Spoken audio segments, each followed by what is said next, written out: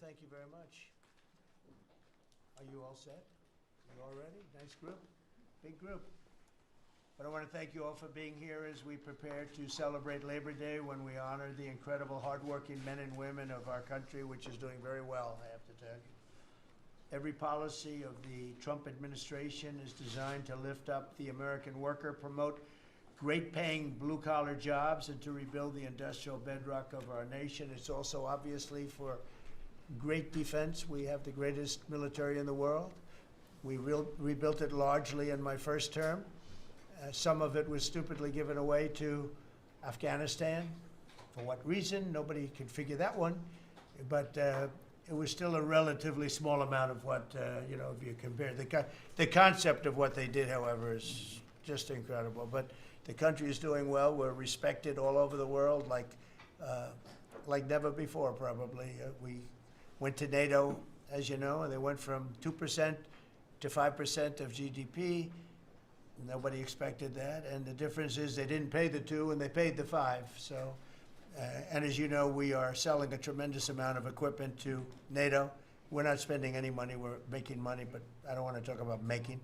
I want to talk about we're no longer involved with funding Ukraine, but we are involved with trying to stop the war and the killing in Ukraine. So we're selling missiles and military equipment, millions and millions, and ultimately billions of dollars to the NATO people, where I'm very friendly and we have a great relationship. But that was an amazing trip. So they're funding the entire war. We're not funding anything. I think it's an important point to make, because a lot of people don't understand that. And we will continue to do that, and we're trying to get as much as we can for them. They want the American product. The American military product is by far the best in the world, and that's what they want to get. They have lots of options, but that's what they want to get. So the factories are doubling up and tripling up, where they make the Patriots and other really, you could say, defense and offensive weapons. The wages for blue-collar workers are now rising at the fastest rate in 60 years, which is so important to all of us around this table. The average American worker has already seen a $500 wage increase this year, and there's no inflation, because there's been decreases, tremendous decreases, with thanks to Doug and Chris, and some of the people, the great job they've done with energy. Thank you very much. And Chris, thank you very much. I see you down close to $60 a barrel, and you'll be breaking that pretty soon, and that has a huge impact. So we have groceries are down, energy is way down. Energy is way down. It was $4 and $5 for a gallon of gas. Think of that, for gasoline, and now it's probably $2.25. There are some places it's $2. It broke $2 at a couple of locations in the South. In places like California, where they charge such high taxes, it's higher, but it's still much lower than what it was a year ago. So energy's way down, groceries are way down, eggs are way down. Thank you very much, Madam Secretary. You've done a great job. Appreciate it. When we came in, the eggs were through the roof. They were 4 times higher than they've ever been. And my first question from you people were, what are you going to do with eggs? I said, what's the problem with eggs? That was caused by Biden, or whoever was operating the auto pen actually caused it, I guess, because I don't think he knew too much about eggs. Factories are booming compared to before I took office. Domestic auto production is going to be, it's going to be so thrilling in 2 years when you see the numbers, because they're building plants all over the country. They're all coming in because of tariffs. They don't want to pay the tariffs. And if they build their plant here, they don't pay the tariffs. And they're pouring into our country, and you know about AI and you know about but the auto plants, that's the good old-fashioned stuff that I love. The auto plants are pouring into the United States of America. They're coming from Mexico, they're coming from Canada, and they're coming from Europe, all over Europe, and it's been pretty amazing. So factories are booming, and when they actually open, right now they're booming in terms of construction. This is something given to me by Mark Zuckerberg, and you'll see this is AI now. I never understood. I said, well, because I built shopping centers, and for $50 million, you can build a very nice shopping center. So I never understood when they said 50 billion for a plant. I said, what the hell kind of a plant is that? But when you look at this, you understand why it's 50 billion. So this is one he's building in Louisiana. That's Meta, Facebook, as people understand it to be. But look at that, that's the size of Manhattan. So that's superimposed over the island of Manhattan. It takes up a big part of Manhattan. I think they say 81% of Manhattan. So these are big things, and they're going up. A lot of them are going up now. I don't know that big. Actually, Mark is building 4 of them, and others are building similar places. And when these things open up, I'll tell you what, our country, we're leading China now in AI, substantially leading China. And the reason is because we're letting them build their own electrical facilities. We would need double the energy that if you take all of the electricity that we produce right now in this country, you'd have to multiply it times 2 or maybe 3 times. So 3 times more than we have right now for everything, to operate your toaster and everything else, okay? 3 times more. And the way we are able to succeed, because China goes out and builds these massive plants. They're right now building 58 coal, in this case, almost all coal-fired plants. And coal is back with this country too, by the way. You know, there's a reason they use it, because it's good. It works for them. And we call it clean coal. We don't call it coal. We call it clean, even very clean coal. But we have coal going up. We have nuclear going up. Nuclear is very much in vogue now. It's safe and inexpensive and great. We don't allow windmills. We're not allowing any windmills to go up. I mean, unless there's a legal situation where somebody committed to it a long time ago, we don't allow windmills. And we don't want the solar panels that I was speaking with the secretary about, because they take up, you know, thousands of acres of our farmland. You see these big, ugly patches of black plastic that comes from China. And the solar is, you know, I like solar in some ways, but for firing up your big plants, it doesn't work. It's very unstable, but it really takes up your farm. The farmers are saying, you know, they're building these massive blotches in the middle of the fields all over the country. It's so crazy. It's so crazy. So we're not heavy into that at all. And windmills, we're just not going to allow them. They're ruining our country. They're ruining everyone. If you look at, I hate to mention countries, but you look at the UK, what's happened at UK, they have energy costs have gone through the roof. It's because of wind. They want to do everything, close up the northern parts of the country. They have oil, it's tremendous. And they closed it up, and I tell them, you're my friends, but man, you're going to have a bad awakening very soon.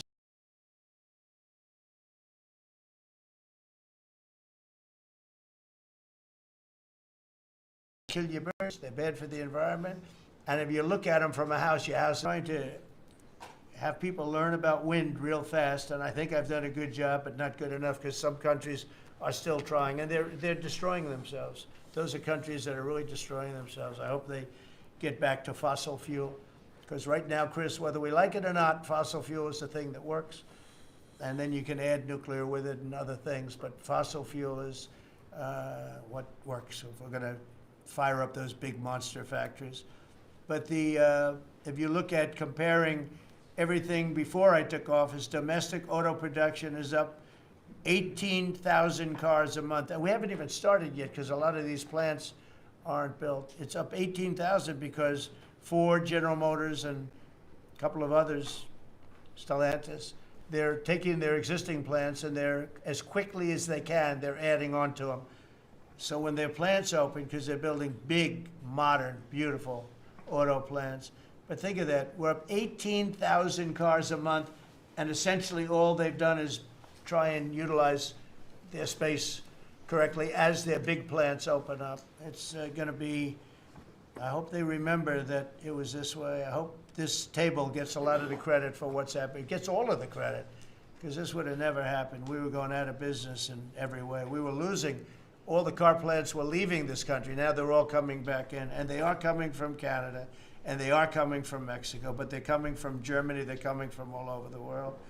Domestic steel production is up by 100,000 tons of steel a week. We have a 50% tariff on steel, aluminum, and various other things. Copper just got brought into the picture, and that means people are gonna want to make steel here. We just made a deal with U.S. Steel, as you know. We have an outside company come in, spend $17 billion on building new plants, new everything.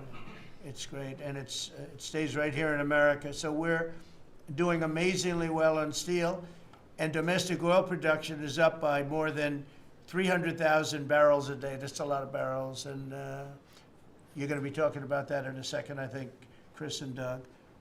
These two people have done a fantastic job, and we have the oil price down to about $62 a barrel. So just so you understand, because a lot of you like to talk about costs and prices, but I watch so much fake information. Product costs are down. Energy is way down. Energy brings things down. You know, with energy, that's what happened with Biden. He stopped. I'm turning 65 this year, but I have never seen any cargo pants that look and feel this good. For years. Product costs are down. Energy is way down. Energy brings things down. You know, with energy, that's what happened with Biden. He stopped. I'm turning 65 this year, but I have never seen any cargo pants that look and feel this good. For years. Product costs are down. Energy is way down. Energy brings things down. You know, with energy, that's what happened with Biden. He stopped. I'm turning 65 this year, but I have never seen any cargo pants that look and feel this good. For years. Product costs are down. Energy is way down. Energy brings things down. You know, with energy, that's what happened with Biden. He stopped. I'm turning 65 this year, but I have never seen any cargo pants that look and feel this good. For years.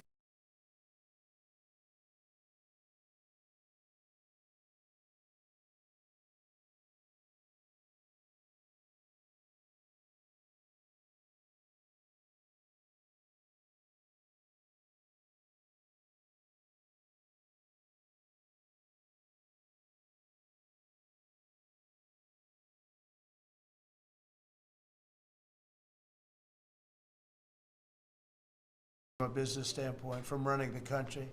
And North Carolina, the most talented woodworkers that you've ever seen. I'd be there and I'd watch them. I'd say, I'd like to have a rail in that chair. Maybe can you fancy it up a little bit? How about this, sir? And it'd hand me a thing. It was like they were artists. They were unbelievable. And that business was stolen from us by others, not only China, but by others. All of a sudden, you're ordering your furniture from China. It was not even close to being as good, but they couldn't compete with it. If we would have said it costs 100% or 200% tariff, you wouldn't have lost one job. It's so sad. But we're going to rebuild North Carolina furniture and other places, South Carolina too, to a lesser extent. They make furniture, but furniture we're going to put a very substantial tariff on. We've already announced it. It'll be done pretty quickly. And when that happens, everyone's going to start. I just tell you, North Carolina, go out and start getting the grandchildren and the children, start teaching them, because some of those incredible artists that I knew as young people, they're older people now, but they still have the talent and they have time left. But they're going to be teaching their sons and their daughters and their grandchildren, and it's going to be a beautiful thing to see. It's going to happen like magic. It's going to happen without question. It's not like, gee, I hope it happens. It's going to happen. The results of Ford that just announced it's going to create 4,000 new jobs, American jobs. Hyundai, 14,000 jobs. General Motors is moving production of the Chevy Blazer and Equinox from Mexico back to the United States where it belongs. Don't forget, we lost 55% of our auto production over the last 35 years. 55%. We were the auto capital of the world. Like there was nobody even think about challenging us. We lost 55% of it to Mexico, Canada, China, a lot to China, and other countries. and it's all coming back. We will be bigger. A couple of years, we'll be bigger than we ever were. We'll be more dominant. We'll be bigger. We make great product, too. We're starting to make really great product. We're going to be bigger than we ever were. We're going to be at the level that it was when we were the only one that really, we sold to the world. And we're going to be back selling to ourselves and other parts of the world. It's not going to be the same, but it's going to be equally as important as it was in the heyday 30 years ago. But we lost more than 50% of the automaking capacity. In fact, the unions, the auto unions, as you know, the top guy didn't know me, didn't like me, and now he likes me. He says, man, I can't believe what Trump has done. But the auto workers voted for me. They understood better than anybody else. The auto workers, the Teamsters voted for me. Teamsters are great. They all voted for me. No Republican has ever gotten the support of the Teamsters and the auto workers. And now the head of the auto workers, I mean, it's so amazing. I watch them on television there. They can't even believe what happened. And I told them all what was going to happen. We secured new market access for American agricultural exports all over the world. Our secretary is doing a great job. Thank you, Brooke. And we have negotiated historic trade deals with the United Kingdom, China, Indonesia, Vietnam, the Philippines, Japan, South Korea, who was here yesterday, and the European Union. Foreign nations are now paying hundreds of billions of dollars straight into our treasury, and numbers that nobody's ever seen before.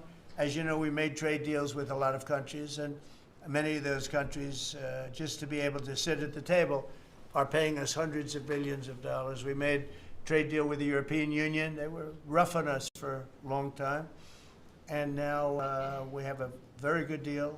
We made that with them. Trillions of dollars is coming into our country. Trillions. Far beyond billions, trillions of dollars. Wouldn't you say, Scott? Yes, sir. And in a short period of time. They have to buy $750 billion worth of our energy product. Energy is great. We have more than anybody else, so we're using it. But the European Union is a done deal, and Japan is done. And, I heard there was a problem with South Korea, but we met yesterday, and they're done. We didn't do anything. We just kept the same deal. He honored the deal. They wanted to see if, I don't even want to say it, but they wanted to see if they could do something. But they honored the deal, which is nice. And we cut the previous record-setting trade deficit, I hear just came out. We cut it in half already. We haven't even said, we've only been here really for a few months because, you know, it takes you a little while to fix up the Oval Office and do those things. prepare for the battle, right? So we've really only been here for a very short period of time, and we cut the trade deficit in half. Is that right? That's a fantastic. I didn't even think we were going to do that. And remember, these are things that are being built. These things are, you know, all these numbers up here, they're not open yet. When they open, you're going to see things happen in the United States that nobody's ever seen before, including our country in its heyday. And I had the greatest economy in the history of our country my first 4 years, despite COVID, which was a very unfortunate situation for the whole world. We did a great job with it, never got the credit for the job we did. Operation Warp Speed, people say, is one of the greatest achievements ever in politics or in the military, because it was almost a military procedure. But everybody, including Putin, said that Operation Warp Speed, what you did with that, nobody can believe it. And we did a great job. But it was a horrible, horrible pall over our country. We had a very dark cloud over the world. That was a very, very bad thing that came out of Wuhan, which I said it came out of Wuhan. That's where it came from. And China suffered greatly, but everybody did. But we did a good job with that, as good as you can possibly do, and we came back, and now we're stronger than ever before. If I didn't win this election, this country was gone. I'm telling you, economically it was gone. None of the things that we're talking about would have happened. The whole world was robbing us blind. Friend and foe. They were stealing our jobs, our money, our factories. They were stealing everything. We would have been a shell. We would have been a bankrupt, broken shell. And that's the way it is, but we're doing just the opposite. Stronger than we've ever been. Last month in a landmark achievement, I also proudly signed the largest working class tax cuts in American history. So the bill that, I'm not going to use the term great, big, beautiful, that was good for getting it approved, but it's not good for explaining to people what it's all about. It's a massive tax cut for the middle class. It's a massive tax cut for jobs. And it's, I mean, think of it, no tax on tips, no tax on Social Security. So seniors, I don't know how you can vote for anybody else. And, just think of that, and no tax on overtime. So you work overtime, you don't have to pay tax on overtime. That's good. The Democrats don't know what they're gonna do. So they have, like, this soundbite. They have all these sound bites. They send it out. I don't know. Some guy sends out a word, and everybody uses it, including the fake news. Some of you are here right now. I'm looking at you. And it's death. They use the word death. No, it's actually life. It's almost like a newborn life. It's not death. That's their soundbite. The bill is death. It's not. We strengthen Social Security. We strengthen Medicare, Medicaid. The job we've done on Social Security is, if the Democrats got in, Social Security is over because the country's going to fail. There won't be any Social Security. And I made that pledge to you. We're going to take care of Social Security, Medicare, Medicaid, and we're doing that in spades because the country is becoming so successful again. And it hasn't been this successful. I think in the end, it will never have been this successful. I don't think it'll even be close with what's happening.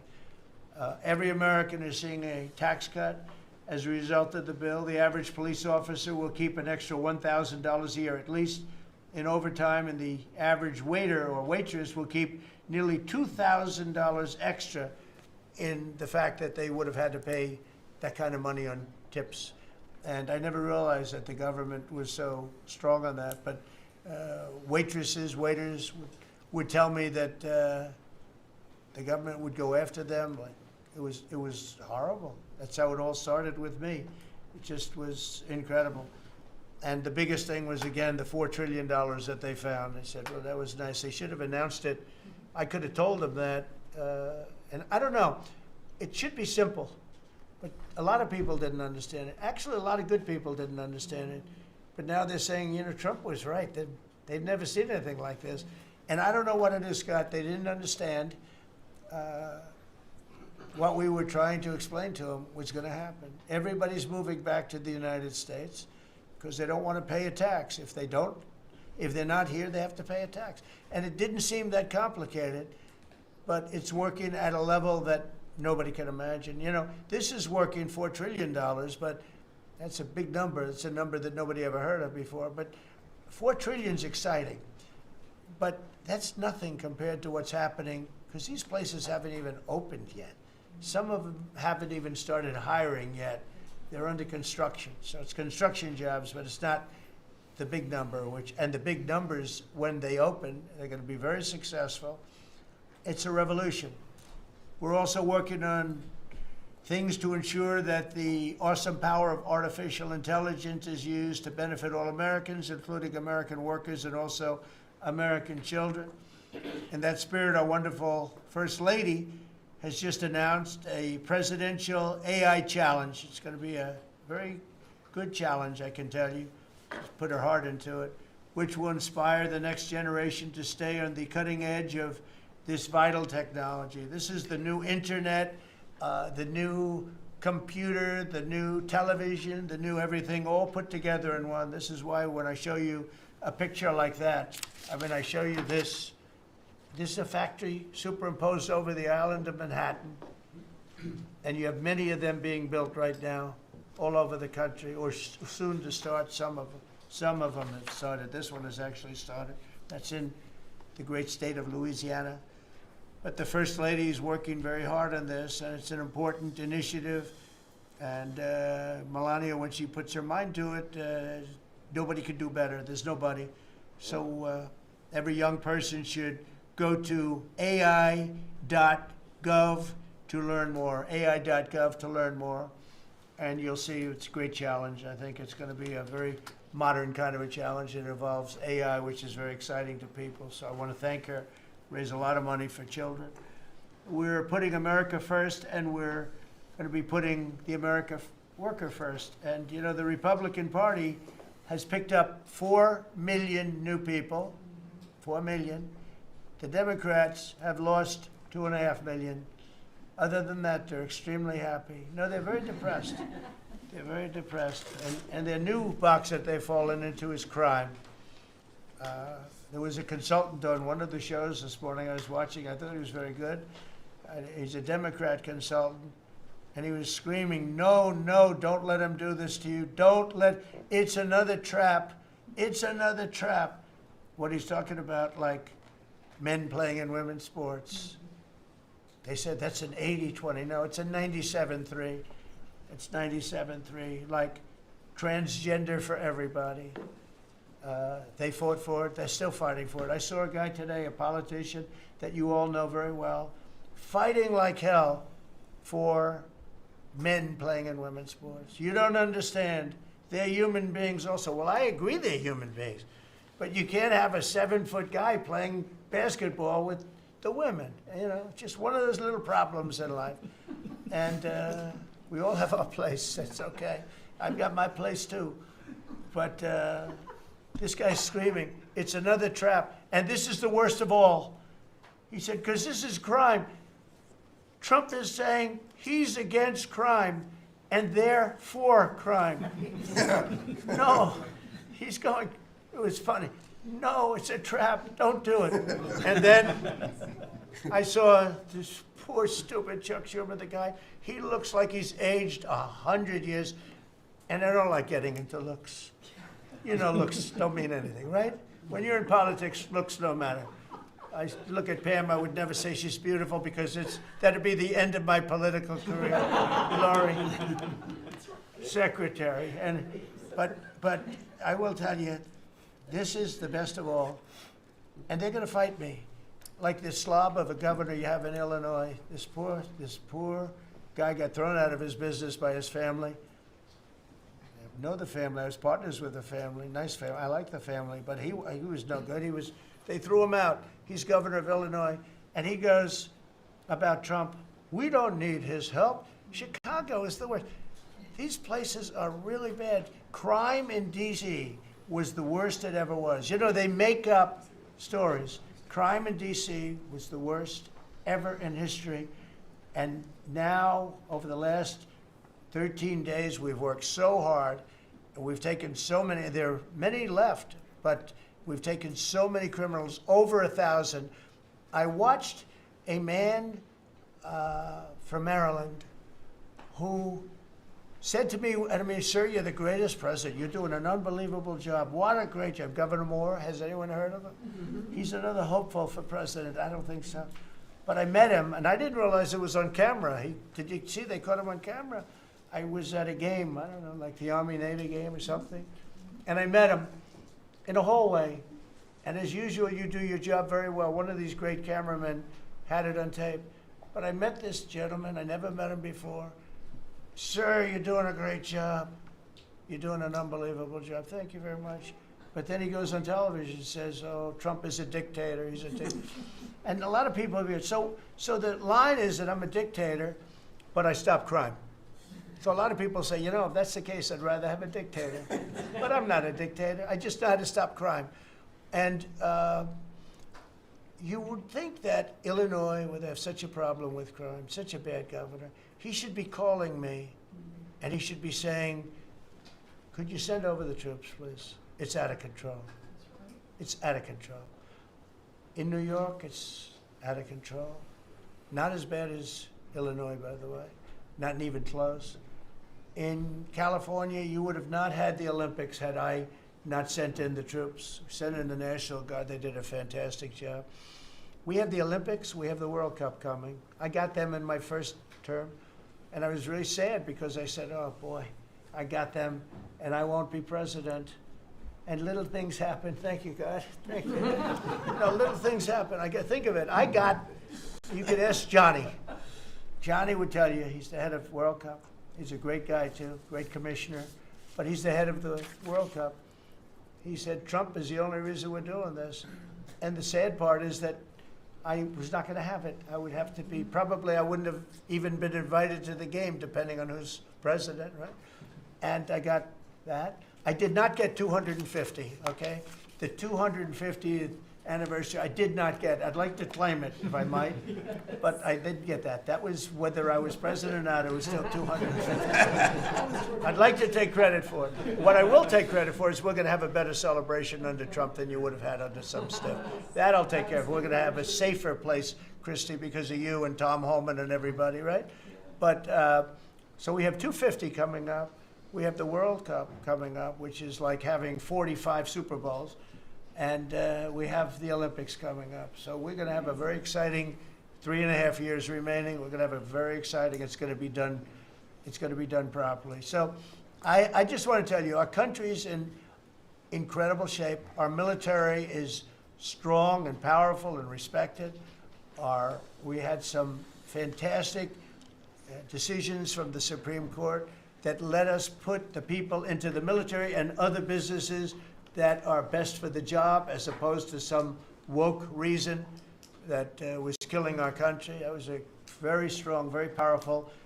You can now go into a company based on your ability, as opposed to being forced in based on some factor that cannot make our country great. That was a big decision, very, very big decision. And we've had a lot of great decisions, and we've all made some great decisions sitting around this table. I want to thank Scott. Unbelievable what's happening financially with you and Howard. And Vice President's involved in everything, and he's been great. And Marco has been, really, I think you're born for this job. I don't think you should ever run for another office, actually. I don't think you should, really. You're so good at this. He is so good.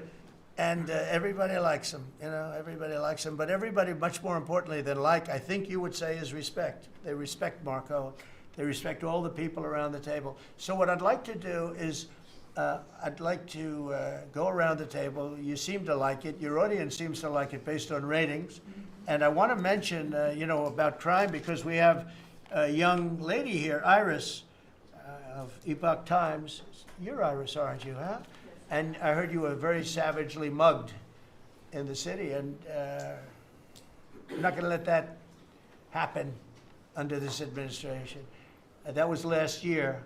And would you like to mention what happened? Of course. So first of all, thank you, Mr. President. Do you want to listen to this? For having me here to share my story to the room and to the broader public. My name is Iris Tao. I'm a White House correspondent for NTD, the sister media of the Epoch Times. So more than 2 years ago, it was a Saturday morning in broad daylight. I was on my way to work, and a young man with a black ski mask pointed a gun at my face and threatened me to hand over my phone, my wallet, my laptop, and everything else. And when I refused, he used the butt of his handgun to strike me across the face, in the cheek, or what some people call pistol whip me, before running away. And that has deeply traumatized myself and my family. Ever since, I've never dared to walk in the street of DC at night, ever. And my family was extremely worried. So, Mr. President, thank you so much for what you're doing right now, because you're being honest. Such incidents involve not just me, but also my family. If he had shot me, I could have died right there in the middle of nowhere without my families or my friends knowing, at the age of back then, I think 23, right. Just starting my career here in DC without even starting a family. But now I'm very blessed to have this opportunity to. So you had a gun pointed at your head, and you probably figured that he's going to pull the trigger, because these are animals that don't know what the hell, they couldn't care less.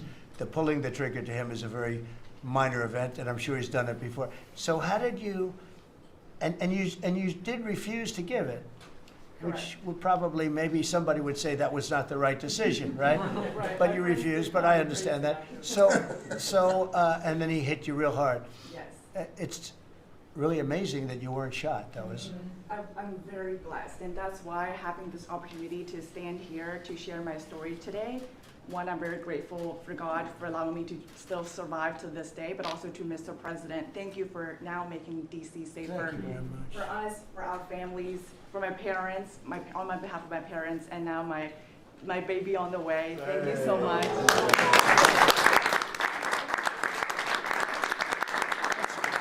And there are other reporters and journalists, good people, and you don't have to say it, but that have also been attacked violently, and not violently too, pretty badly.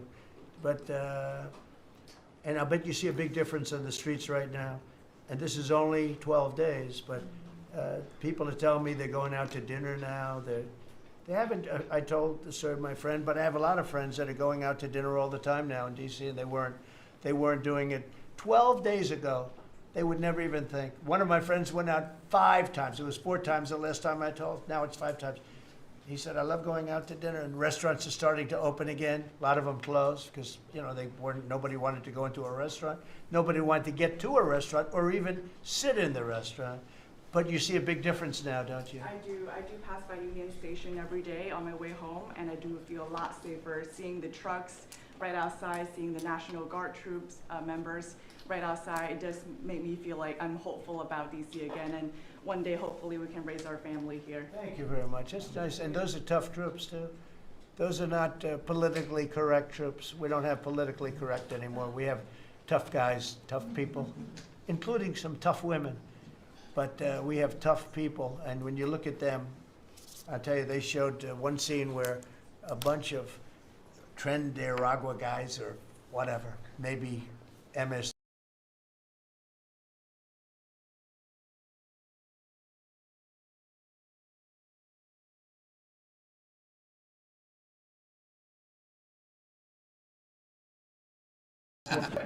Real scum, real dishonest people. They went into this gang, I think it was Trinidad, Venezuela, and they weren't nice to this group of people. The gang was calling them sir. Yes, sir. Yes, sir. Get out of here. Get the hell out of here. You're no good. Get out of here. And yes, sir. Yes, sir. Yes. These are people that beat up people all day long, and they're calling these soldiers. That's what they are. They're real soldiers. There's no games. I said, you don't have to be politically correct. And you know the way they used to spit in the face of the soldiers, with the soldiers standing like this, and you'd have some guy or some woman sometimes screaming at them from 1 inch away. They're standing there, and they're told you cannot do anything, and they start spitting, actually spitting in their face. And I said, you spit, we hit. And they're totally authorized to do that, all of those things. But your story is great, and there are other stories here, but they don't have to tell them. But some people are ashamed to tell them. They don't want to tell them. But it was like a jungle, and it's not a jungle anymore. And it's going to get so good that this will be the safest capital there is. It'll be one of the safest places in our nation, anywhere. And right now it's one of the most unsafe places, but not now. 12 days ago, it was the most unsafe place in our nation. And they have to stop issuing false crime numbers because, I heard the mayor, and I like the mayor, fine. I don't care if I like her or not. If she did her job, I wish she were a horrible person who did her job. But she's probably nice, I guess. I don't care. I want her to do a job. But they issue false numbers. She said crime is down, before we got, now they can say crime is down. Crime is very much down. But what they did is they issued numbers. It's the best in 30 years. Not the best. It's the worst. It's the worst. It's much worse. And they gave phony numbers. And then they fired the man who didn't want to write the phony numbers. He got fired. And I guess that whole situation's under investigation because it's a very important thing, Pam. If they're going to give these phony numbers, it's a false feeling that you get crime. You have to do something about it. You can't go around saying, "Oh, Washington D.C. safe," if it's not. It's going to be very safe very soon. It's very safe right now. You're going to go out, have dinner. People are going out all over the place. They're walking. I have people that work in government, strong, tough cookies. They can take care of themselves. But it doesn't help to have big, strong muscles. And I work out. If a guy's over there with a gun shooting you in your face, you can be the strongest guy in the world. Guy has a gun, shoots you in the face. It doesn't matter how much you've worked out, how many weights you've lifted, how hard you worked. And so we have the toughest guys and we have the best guys. And I'm willing to go to Chicago, which is a big trouble, but we have a governor that refuses to admit he has problems. huge problems. Baltimore, Wes Moore was telling me I want to walk with the president. Well, I said, I want to walk with you too someday, but first you got to clean up your crime, because I'm not walking in Baltimore right now. Baltimore is a hellhole. And this guy, I don't even think he knows it. He's another candidate for president. Between him and Newsom, you got some real beauties, I'll tell you. But if we didn't go into Los Angeles, you wouldn't have the Olympics, in my opinion. You wouldn't have the Olympics. We went in, and the sheriff, the boss, said, thank God they're here. You could see his tape. He said, we were not able to control what was happening. That was the sheriff. And he said it loud and clear. And, they're suing us for going in and cleaning up crime. And yet their own sheriff said, on the first or second night, he said, we could have never handled. That was going to be, you were not going to have the Olympics or the World Cup, because that would be, there wouldn't be anything left. They shouldn't have lost 25,000 houses. The water was turned off from the Pacific Northwest. And I was after them in my first administration, turn on the water, turn it on. Nobody could have believed this could have happened. But they had no water in the fire hydrants. They had no water in the sprinkler systems that people put up in their ceilings. There was no water. And yet we have tremendous amounts of water. They send it all into the Pacific Ocean, trying to protect a certain little fish that's not doing well, because it doesn't do well without water either. And it shouldn't be protected because it shouldn't be a protected species. But I think that's actually just an excuse. I actually think these people are sick. There's something wrong. So we send hundreds of millions of gallons of water a day into the Pacific Ocean. They turn a valve, and the valve heads out, and we turn the valve back. I actually had to do it using force. We turned the valve back, and now they have water, but not as much as they should have, because they should, and I'm telling Gavin Newsom by this conversation right now, turn the rest of the water on. Turn it on. So things are done that are so sad in this country. Lack of common sense. I like to say the Republican Party is the party with common sense. We're smart, we're sharp, we're this and that. They're smart, but they're radical left people. And they can't help it. They're very smart, but they're radical left, and they're destroying our country, but they're not going to destroy it anymore. So we picked up millions of people in the Republican Party. They lost millions of people. And I think we're going to do very well in the midterms. And I just want to say one other thing, and that's medicine. The cost of medicine all over the world is much cheaper than the United States, because for years the world pushed us around, including our friends. And you go to Germany, you go to England, you go to different places, and you go to a store, and it's sometimes 10% of what we pay in the United States, because they said, nope, we're not paying any more. You charge the United States. This went on for 25, 30 years. And I invoked favored nations. I said, I want to pay the same as they're paying. And Bobby Kennedy is doing a good job, and Dr. Oz is doing a good job. And I asked them, other than the basics that they're doing on autism and other things, which we got to solve that problem because it's crazy what's happening, it's out of hand. But this is the most important thing that can be done, is favored nations, Bobby. And we're not talking about a 25% cut or 50. We're talking about a 1,500% cut, because people go to Europe to buy drugs, and they come back with drugs, prescription drugs, normal, I don't mean the bad drugs, I mean prescription drugs, because you can buy them for 10%, 15%, 20% of what. So they're going to go up in price. And I told the countries, and I get along good with all of them. I mean, you could ask I get along good with all of them. But I said, I told them, I said, you're going to go up a little bit because it's the world. It's the world. So more people in the world than we have. We're going to go down a lot, and they're going to go up a little. And it's called equalization. We're going to have equalization. So we pay the same price as the lowest drug sold anywhere in the world. And I think, Bobby, that's going to happen pretty soon. The companies are ready for it. They had to go for years. I was with a very great gentleman from Eli Lilly. I think he's an incredible executive. I'll mention the company, and I'll mention him, because we had this argument my first term, and then we had it in my second term. in my second term, I wouldn't stop until I won the point. And he threw up his hands. He says, "You're right. I can no longer defend it. I can no longer defend that a pill that's made by Johnson & Johnson in a factory, in the same factory, in the United States versus a place in Europe or other places, including Canada, by the way, you could buy it for 10% or 15% or 20% the cost of what we're paying, where we'd pay 5, 6, 7 times more money." He said, "It's the hardest part of my job, defending that. I'm not going to do it anymore." I'm saying that we have to get down to business. And that's a great company. He's done a great job, and I appreciated it. And it really broke the ice because they were sending, well, we have to do research and development. Well, you have to do it for Germany and all these other countries too. Well, they think the United States should bear it. I mean, I heard this stuff and I finally said, it's over. Now, you have to have somebody that can get these countries to do it. I told them, if you don't do it, we're going to charge you a 25% tariff on everything you send into our country. That's much more money than what we're talking about.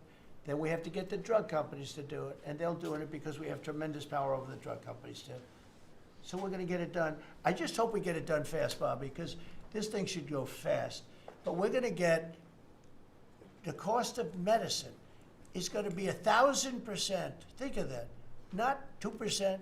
And I'll just tell this last story. When I was in my first term, in my last year, I was so proud of myself because drug prices went down for the first time in 28 years under my administration. You know how much it went down? 1/4%. And I was so proud of that. And I held a news conference, I think you'll be able to find it, congratulating myself and my administration because for the first time in 28 years, drug prices went down. 1/4%. That isn't tiny, but it still went down. And I thought it was great. And then I realized, it's a very complicated business and formula. You got to be very smart. I said, we're really getting ripped off by the whole world. The whole world is ripping us off. And what happened is I got on this kick, and I got the drug companies to agree, and I got countries to agree. And they're not agreeing because they think I'm a nice person. They're agreeing because I will put charges and costs and tariffs onto them that will be many times more than what they're going to be paying. So the companies are there and the countries are there, and we got to get it done, Bobby. We got to get it done, and we're going to have the biggest price of it. Now, that's going to lower Social Security, Medicare, Medicaid. This is going to lower everything because drugs go for everything. It's going to have the biggest impact, I think, of anything that can possibly be done. But your costs are going to be going down for medicine, for prescription drugs, will be going down at levels that nobody ever thought possible. And that's going to happen in a matter of a very short period of time. Very short. And we're all set with the countries, and we're all set with the companies. That's all you need, the two. And the middleman gets cut out. Under this scenario, the middleman doesn't exist anymore. That was the other thing. They always blamed the middleman. I said, who are the middlemen? Nobody knew who the middleman was. That's right. They had the most complex formula. It was genius, but they didn't get away with it. So I'm counting on Bobby. Do you want to start, Bobby? Maybe we'll start with you. You can start with that and then go on to what we're talking about. We are deep into MFN negotiations, most favored nation status negotiations with 14 companies. Howard Lutnick is a breath of fresh air, and I think he's going to help us get across the finish line with the leverage that we have from there. They're smart. Don't let them get away with it, Howard. Well, the combination of Bobby's MFN and the 232 Pharmaceuticals, which we launched together, Right. When you put those two together, it really gives Bobby the tools to go execute your plan. So I'm supporting Bobby as he executes his plan. Good. Right? Yes. And this cabinet meeting is supposed to be about working Americans and bringing jobs back to this country, and particularly rural America. And I want to mention the big, beautiful bill. Right now, we spend 7% of Medicaid dollars on rural hospitals. So they're getting the short end of the stick. It's about $19 billion a year. Under the Rural Transformation Program, we give them an extra $10 billion a year. So we're raising an infusion of cash to rural hospitals and rural communities by 50%. It's going to be the biggest infusion in history, and it's going to restore and revitalize these communities. And we can't survive as a nation if we don't honor our rural communities, which are the source of our values, our virtues, our character, our economy, our food. And you are bringing that back. You are bringing those communities back. I wanted to talk, because you mentioned the wind farms, we now have an interdepartmental coalition, a team, which is Doug Burgum and Howard Lutnick and Chris Wright and Pete Hegseth. We're all working on this issue. And Lee, sorry, Lee. We're all working together on this issue. We're meeting together. There are right now 11 wind farms planned that were launched during the Biden administration. Between Maine and Virginia, it's 1,130 towers. These towers are twice the size of the Washington Monument. The blades on them are... They're massive. It's so crazy. The Go ahead. blades are 350 feet long, one blade. One of these blades blew up on Nantucket last summer, and the water was filled with shards of glass, of sharp glass, so it's dangerous to swim. They had to close the beaches, but they have indemnified themselves so the local communities can't sue them. None of these projects are bonded. If you build an oil derrick in the Gulf, you got to put a bond down. There's no bond for dismantling them, and that's one of the tools that Doug is now using to challenge some of these projects.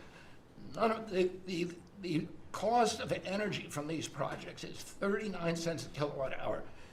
The average cost in this country is 17 cents per kilowatt hour. And natural gas is 3 cents. Right. So it is the most expensive energy. I've been representing commercial fishermen for 40 years. They are so excited about what you're doing, Mr. President, because their fisheries are being wiped out. As soon as they begin construction, the groundfish fisheries just disappear. The fish leave the area.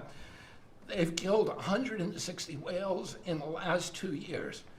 So they're wiping out the whale population, the Atlantic whale population, the big whales, the minkies, the gray whale, or the humpback whales, the right whales. And you are going to save the whales on the East Coast because of this. And you're going to save these economies that are based upon commercial fishing. I'll say one other thing about fishing.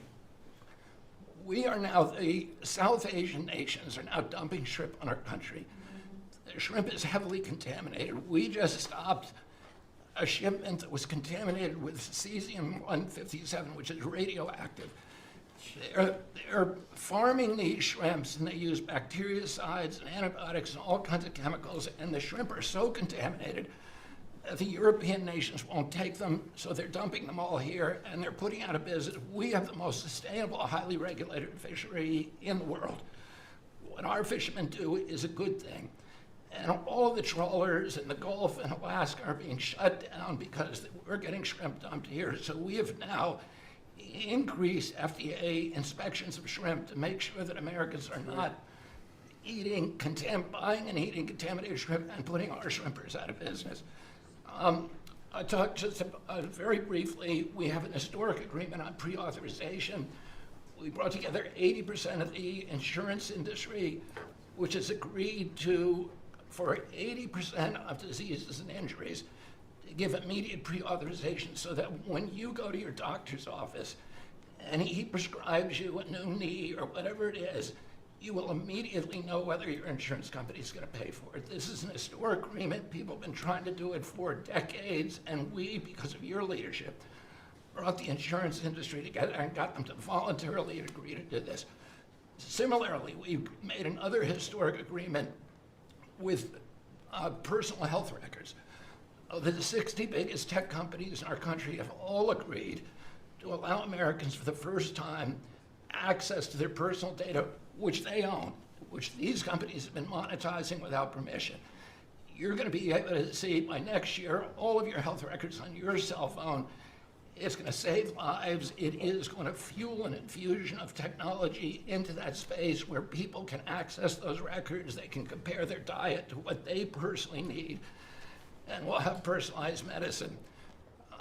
We are doing price transparency. You passed this during your first term, and then the Biden administration refused to enforce it. We've now brought at HHS, under your leadership and my leadership, more enforcement actions than during the entire 4 years of the Biden administration.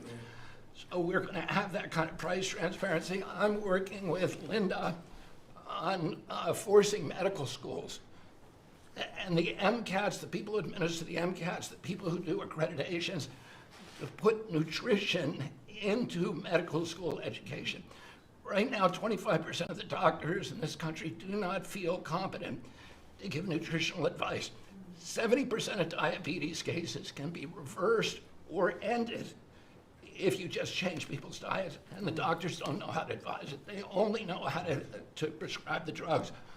We're going to change that, so if you come out of a medical school under the Trump administration, you are going to know about diet. And then finally, most importantly, the Pete and Bobby Challenge. I want to give an update. I got 5 minutes and 48. It's 100 push-ups, 50 pull-ups, and you try to do it within 10 minutes. I got 5 minutes and 48 seconds. Pete beat me. I'm still bitter at that. 5 minutes and 25. The cabinet leader is Scott Turner. Despite a dislocated arm. That's good. Got 5 minutes and 15 seconds. I'm waiting for reports from the rest of the cabinet. The only exemptions currently existing is if you can hit a 50 at Bedminster, which President Trump did with Bryson DeChambeau. So he's the only one exempt in this room. Everybody else will go. That's great, Bobby. Bobby, autism, if I could just, I don't want to go too long because we have a lot of people, but the autism is such a tremendous horror show, what's happening in our country and some other countries, but mostly our country. How are you doing on that? We are doing very well. We will have announcements as promised in September.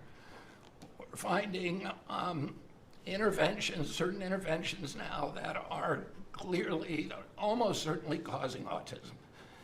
And we're going to be able to address those in September. It's such a big day. I'm looking forward to that day because there's something wrong when you see the kind of numbers that you have today versus 20 years ago. And those numbers, what are those numbers, Bob? In 1970, the biggest epidemiological study in history was done in Wisconsin. They looked at 900,000 children, and they were looking for autism. They knew what it looked like, and they were very, very precise about it, and they found an incident rate of 0.7, in other words, less than 1 per every 10,000 children.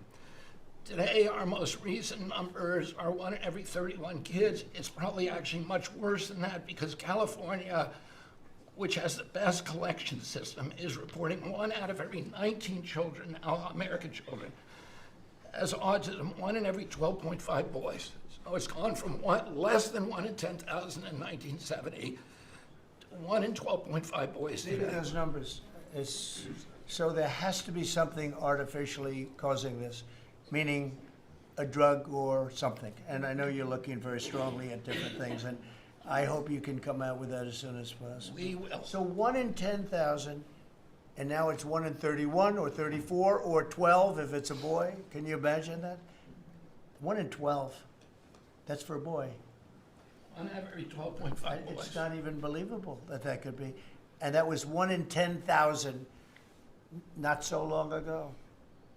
I've been hearing these numbers, and they get worse and worse every year. There's got to be something. I think there's nothing, including favored nations and everything else, there's nothing that can be, if you can find out the reason that that's happening, and I know we're gonna do some things. I think it's. We will I think. have that answer I think for we. you. I think we maybe know the reason, and I look forward to that press conference, to be with you in that press conference. That's going to be a great thing.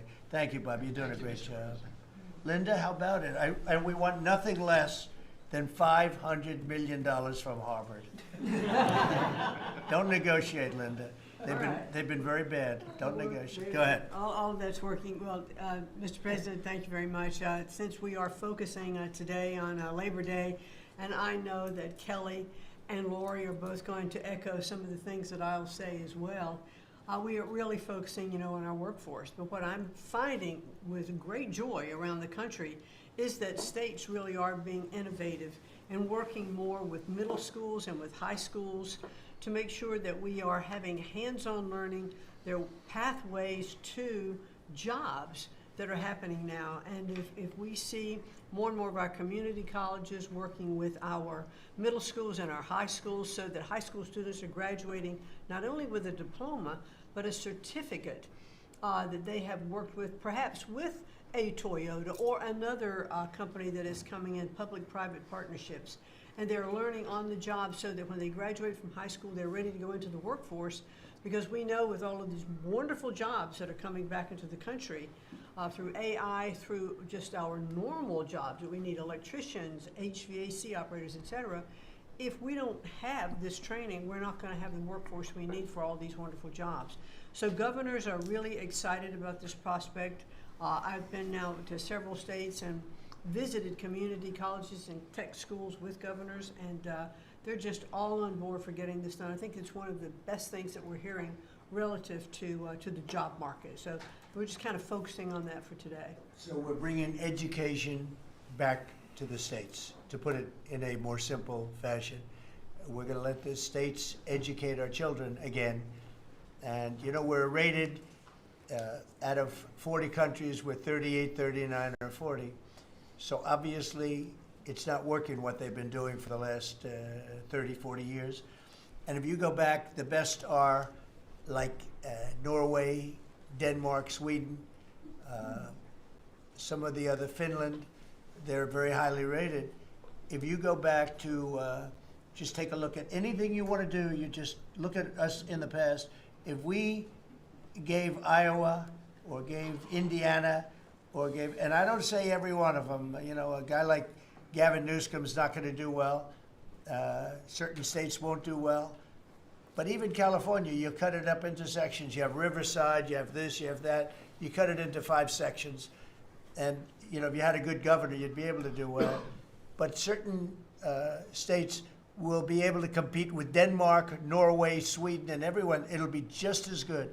So I figure you have close to 40 of those states. Mm-hmm. And then you'll have 10, you'll have 5 that won't be very good. You have 5 disasters, and we'll have to work on those disasters. But for the most part, we will have education that will go zooming up in those charts, just like we have in everything else we've done. And I think it's one of the most important things we're doing at this table. So bringing education back to the states where you have the parents running it, where you have the school boards that are local. We have people running from Washington that have never even been to the state that they're in charge of. They've never even been there, and I don't think they care about it. So we want to close up the Washington buildings, sell the buildings off, let somebody else get rich with the real estate, because it'll be a crime-free city. By the way, speaking of that, anybody murders something in the Capitol, capital punishment, capital punishment. If somebody kills somebody in the Capitol, Washington, D.C., we're going to be seeking the death penalty. And that's a very strong preventative. And everybody that's heard it agrees with it. I don't know if we're ready for it in this country, but where you have it, it is, we have no choice. So in D.C. and Washington, states are going to have to make their own decision. But if somebody kills somebody, like you could have been killed, very lucky you didn't get killed, it's the death penalty, okay?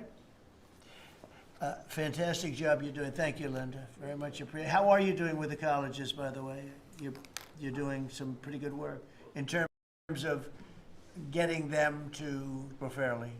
Well, interestingly enough, since we've been negotiating with some of the Ivy League schools, I have presidents of universities calling every single week. They want to sit down and talk to us about all of the steps that they are taking, because they would like to not come under the same investigative program, and so it is having its desired effect. That's great.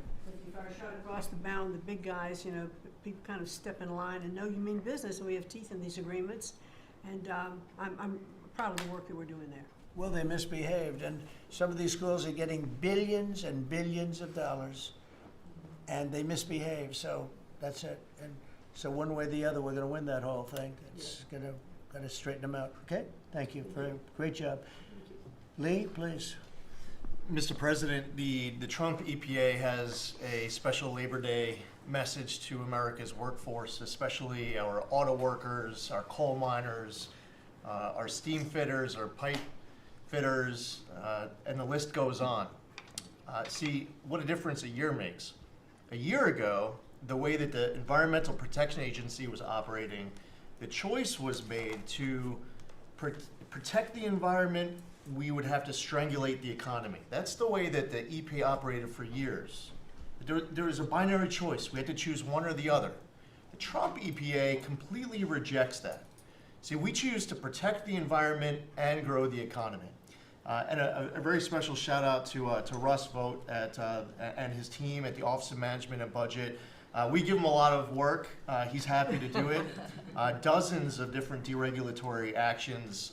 We just announced a proposed rescission of the 2009 Obama EPA endangerment finding, all of the light, medium, and heavy-duty vehicle regulations that followed. It is the single largest deregulatory action in the history of the United States government.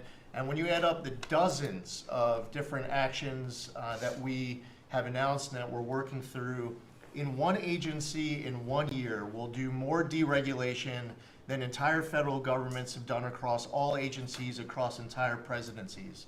And what we are accomplishing would not be possible if not for the support of the rest of this team you've assembled around this table.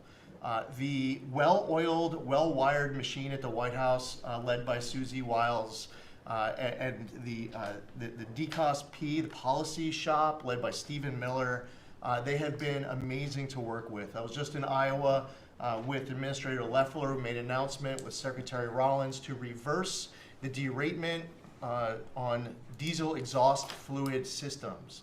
Mr. President, you said you wanted water flowing faster.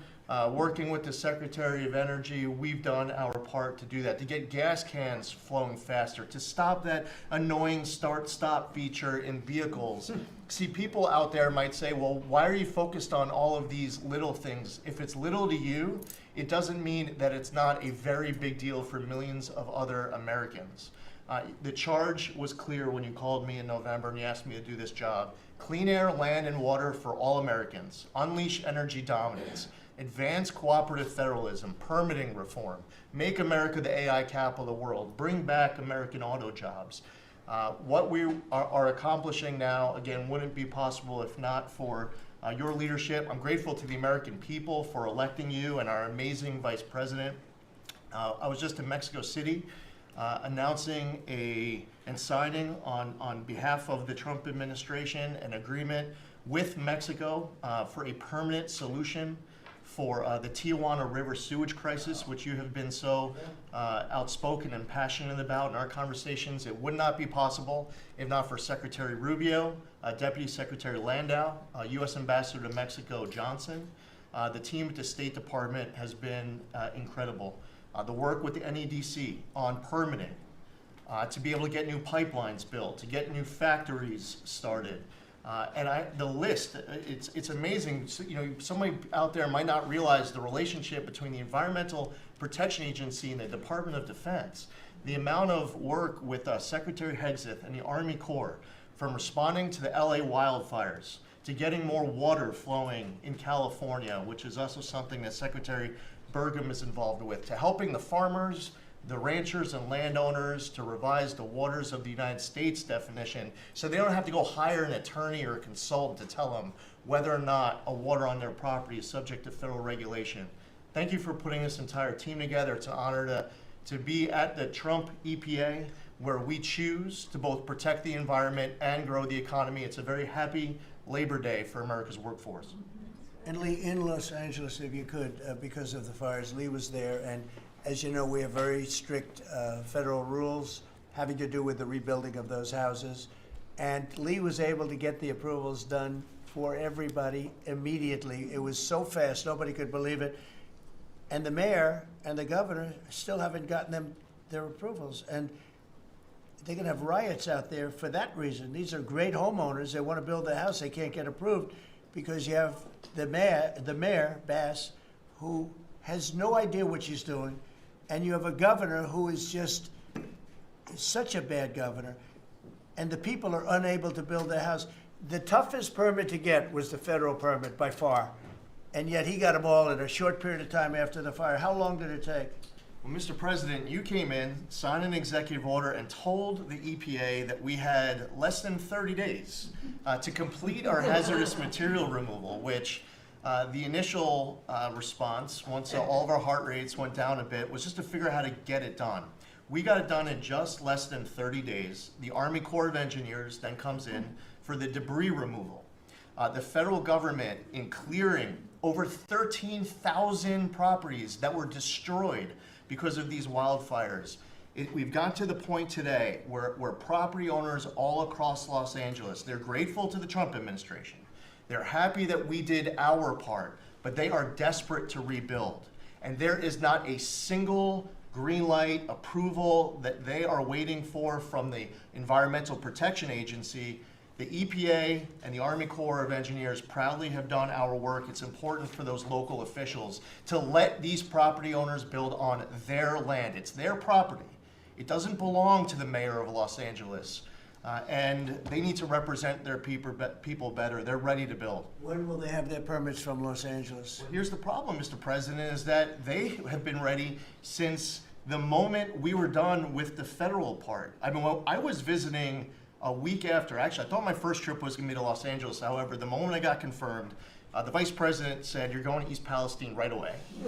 So that actually ended up being the first visit because the vice president's so passionate about that from the great state of Ohio. Then we went to Los Angeles from there. We're talking about the beginning of February, where we were meeting with property owners already. They were already all set up. They had the contractors. It was the beginning of February, and they were waiting for green lights from Los Angeles to be able to go onto their property and start rebuilding. Some of the same people who were waiting for a green light ready with the contractors at the beginning of February are still waiting now in the middle of August. Let these Californians rebuild. And we're talking about also taking away some of the properties and building low-income housing on those properties. They're going to have problems like they've never had before. These people don't know what they're doing. So we have all our permit, everything the federal government has to do was done long ago. They should have been, I went to a town hall with Lee, but we were there and the mayor was saying it would take 2 years, maybe 3 years to get this approved. I said, no, not 2 years, 2 days. They should have it in 2 days. And I toured the site and I met 100 homeowners, all standing in front of the site a couple of days after the fire, and they were ready to go right then. They wanted to just build right then. And the city won't let them do it. Los Angeles, I don't think it's that they won't. I think they're incompetent, okay, to be honest with you. I think they just don't know how to go about it. It is so badly run by Newsom and by Mayor Bass. Mayor Bass, she was in Africa during the fire. She knew the fire was starting to rage, and she decided to take a trip to Africa. These people are they're just bad. You know, you talk about make America great again. They can never make America great again, but we are doing that. Congratulations, you found some interesting things, Tulsi. She's becoming a bigger and bigger star every day. She found a lot of good things. Go ahead. Thank you, sir. As we approach Labor Day weekend here, this is just such a great opportunity really to recognize your leadership as a true champion for working people. And I know we'll hear, as we go around the table here, how your focus singularly on putting the well-being and interests of the American people first is that common thread that we're seeing in your policies being implemented across your administration. For ODNI, number one, our focus is and must always be making sure that our intelligence community is focused on our mission, keeping the American people safe, secure, and free. We're doing great work on this front. I'll point out our National Counterterrorism Center, led by Director Joe Kent, are working across different agencies with Homeland Security, DEA, FBI, and others to catch terrorists, both those who are trying to come into our country, those who may already be in our country. They are finding the worst of the cartel bosses and making sure that they're not able to continue to wreak havoc and terror in our communities. Secondly, Mr. President, you have charged me with the mission of finding the truth and telling the truth to the American people. And we've exposed some of the worst examples of the weaponization of intelligence in the last several weeks. I will continue down that mission and that path wherever it leads. Transparency, telling the truth, is what will drive true accountability for the American people who deserve nothing less. And lastly, Mr. President, all of us are charged with being good stewards of taxpayer dollars. I've gone through a reorganization for ODNI that we've announced in the last week. We've cut nearly half of redundant, unnecessary functions within ODNI, saving taxpayers over $700 million a year. We will continue focusing on our core mission in keeping the American people safe, and appreciate your leadership and your focus on this most critical task. And you've also found many bags of information. I think they call them burn bags. They're supposed to be burned and they didn't get burned, having to do with how corrupt the 2020 election was. And when will that all come out? Mr. President, I will be the first to brief you once we have that information collected. But you're right, we are finding documents literally tucked away in the back of safes in random offices in these bags and in other areas, which again speaks to the intent of those who are trying to hide the truth from the American people and trying to cover up the politicization that was led by people like John Brennan and James Clapper and others that have caused really immeasurable harm to the American people and to our country. Great job. Thank you. We look forward to hearing it. The public looks forward. Thank you very much. Administrator? Thank you, Mr. President. Well, everyone knows there's no stronger advocate for hardworking American families than you, sir. Thank you for the largest tax cut in American history for working families. The average family of four is going to save about $10,000 take-home pay more a year. And what we're seeing is an increase in the child tax credit, the increase in the standard deduction. Hardworking families are going to benefit from this bill, and small businesses. There's no bigger beneficiary than Main Street, because small business makes up 99% of all businesses in this country. I've traveled to nearly half of our states, 24 unique states. I've made 40 state visits. In fact, I was with our great vice president at a small business manufacturer in Georgia last week. I was with a trucking company in Ohio. I was in Michigan at a motorcycle manufacturer. The return of Made in America is going to be driven by small businesses, because 98% of all of our manufacturers in America are small and medium businesses, 600,000 factories that employ 5 million people. And as Secretary McMahon mentioned, this work-based learning that is going on in professional and trade schools is real. I've visited them from Utah to Maine to Georgia and seen this revolution in education happening. So small businesses need skilled labor. Now that you solve for inflation, for the taxes, every Democrat voted for a $4 trillion tax increase on the backs of hardworking Americans. And so you prevented that. And now we've got fair trade. And thanks to Administrator Zeldin, we're seeing deregulation. I mean, this diesel exhaust fluid crushed farmers and construction and other heavy industry. So rolling that back makes a real difference for small business. And your domestic economic agenda is amplified through small businesses, which is why small business optimism is above its 53-year average, finally. And so Main Street appreciates it. What Main Street wants now is a rate cut. They feel burdened by high interest rates. They would grow higher and expand more if they could, but the interest rates are really hurting them. And finally, I want to say thank you for your executive order on debanking. We're about to announce a major investigation on debanking. It happened to you and your family. It happened to me. It happened to thousands and thousands of Americans, and unfortunately, disproportionately on those that had conservative values, on Christians, on pro-life, on 2A businesses.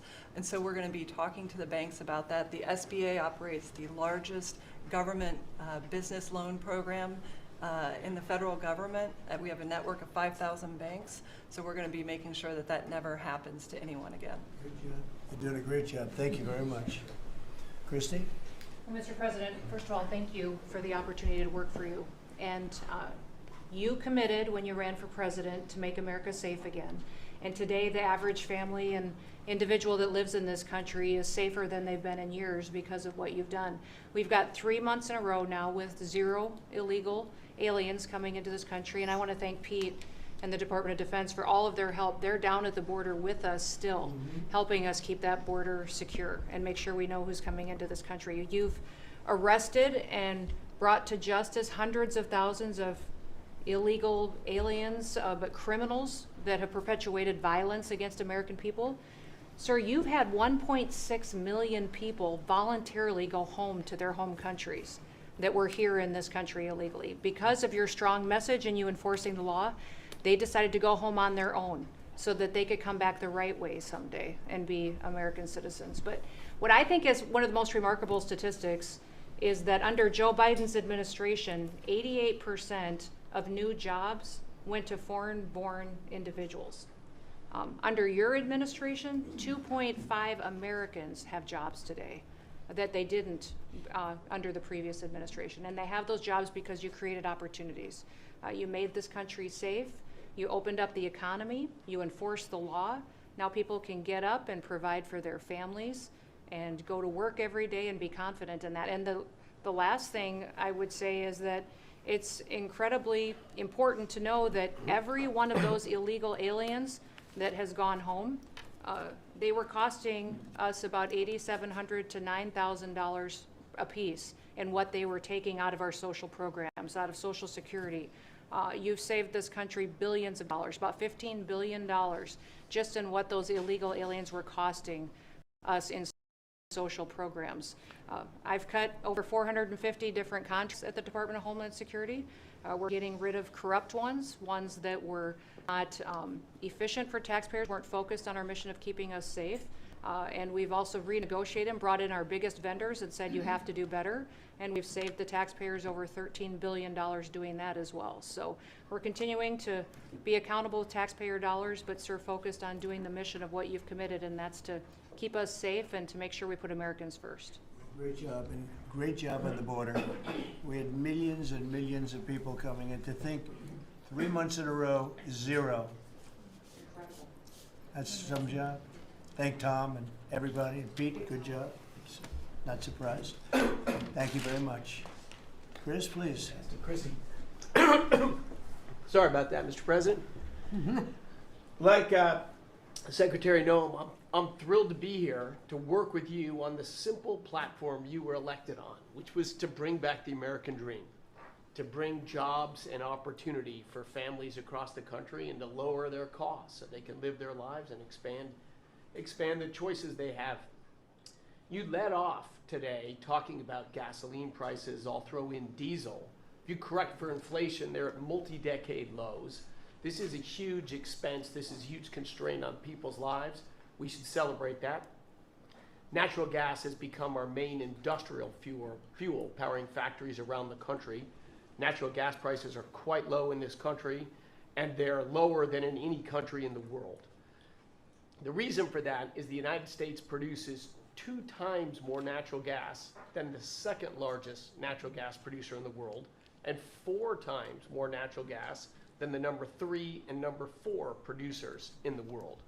So you've opened up American opportunity and energy together with the work of Secretary Burgum, Administrator Zeldin, Secretary Lutnick, Secretary Rollins. You know, we've made it easy to produce energy in America again, and those benefits are flowing. I could go on about this stuff forever, but let me talk about one specific area of energy, electricity. That's in the front of people's minds. When the day you were inaugurated, we get hold of all the data, and we can look at the resource plans of utilities across the country. What you inherited when you arrived was a plan over the next 5 years to close 100 gigawatts of reliable electric generation. So that's 100 large power plants. Now that was offset with the plan to build 22 gigawatts of reliable electricity generation.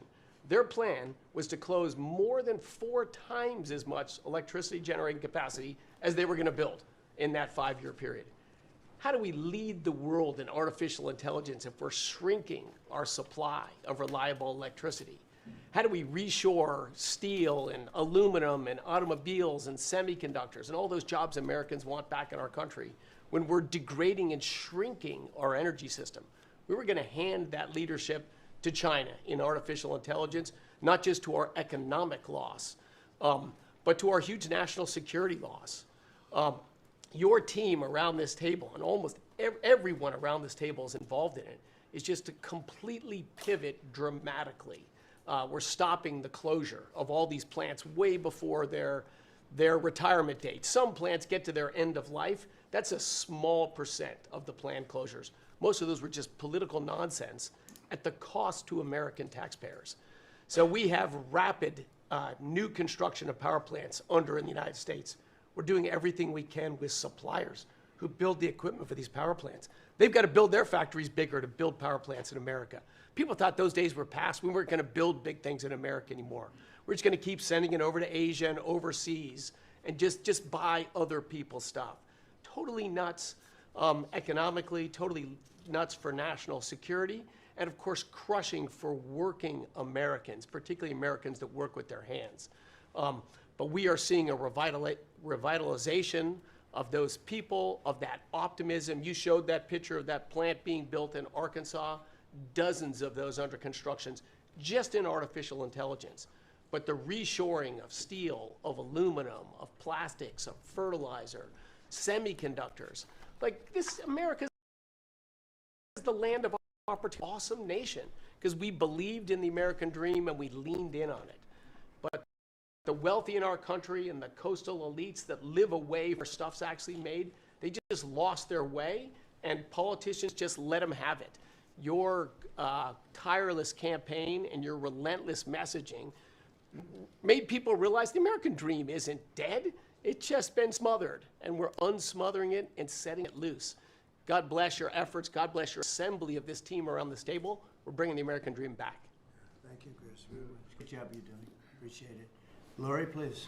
Mr. President, everybody here who spoke works at the Department of Labor, clearly, which I love. They have all the correct talking points, but I think that's a testament again that we are all working together every single day. We talk to each other often, and the workforce, the skilled workforce, the education factor, retirees, it's been so important because they all touch the Department of Labor, and I have the opportunity to work with every single one. If you all haven't stopped by the Department of Labor, Mr. President, I invite you to see your big, beautiful face on a banner in front of the Department of Labor, because you are really the transformational president of the American worker, along with the American flag and President Roosevelt, because we're bringing business and labor together. And I was so honored to unveil that yesterday, and everybody is taking note of that. You also mentioned crime, and I think it's been in leagues to recognize that now American workers can return to work and feel safe. Business owners aren't shutting down their businesses because they're afraid they can't protect their workers, and now it's open for business again, and it's starting right here in our nation's capital. Many things have been mentioned about consumer confidence up, unemployment is holding steady, and more than 2 million net jobs for native-born Americans has been key under your leadership. 84% of the workforce and jobs has been produced by the private sector. I think that was the mission of this administration and the Department of Labor. And I will continue to say for a little bit longer, until I heard you today, the One Big Beautiful Bill, because it equals one big beautiful workforce. And Congress passed this legislation. It probably will be the single most important bill that they did sign, because it is protecting our American workforce by expanding Pell Grants and child care and reduction in taxes, that they can keep more of their hard-earned dollars. Department of Labor announcing $30 million in grants for our skilled workforce, that I have an MOU with Secretary McMahon. I have an MOU with Administrator Loeffler. That's important to share the data points on how important this is. In June, we awarded nearly $84 million in grants for the capacity of what? Registered apprenticeships. An executive order to have 1 million active apprentices across this nation, where we've already registered 185,000 since in the last few months. One of the other things that we have done is the Biden administration's guidance on cryptocurrency. And thanks to you and your leadership on that, we've rolled that back. And of course, we're gonna see the 401k, the investors in our alternative assets. That's been key through the Department of Labor to work through. Partnering with our agencies, again, as I mentioned before, is important as we work together. I have visited, I'll be 31 states on my 50-state tour by the end of this month. I'm headed with Secretary Duffy, with the South Korean President Lee today as we move through the shipbuilding. We will do that in Philly, and then I'm off to New England to talk to those states about how important the apprenticeship program is.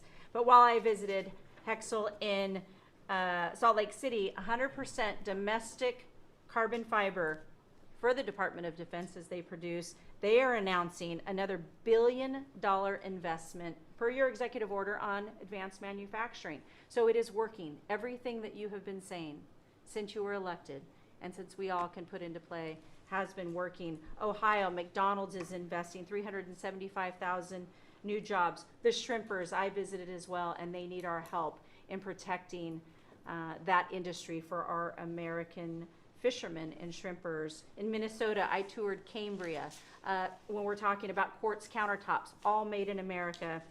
And again, in Oregon, where we are expecting a crackdown. Thank you for what you are doing with your agents on ICE, and thank you for the prosecution that I hope you will come to Portland, Oregon, and crack down. But while there are still good people, I was able to visit Buckeye Pacific, really a trading floor for the timber industry. So we still want to focus on great, hardworking American businesses. Mr. President, I couldn't be more excited to ring in Labor Day in Erie, Pennsylvania for the Labor Day Parade. I will be there to welcome it.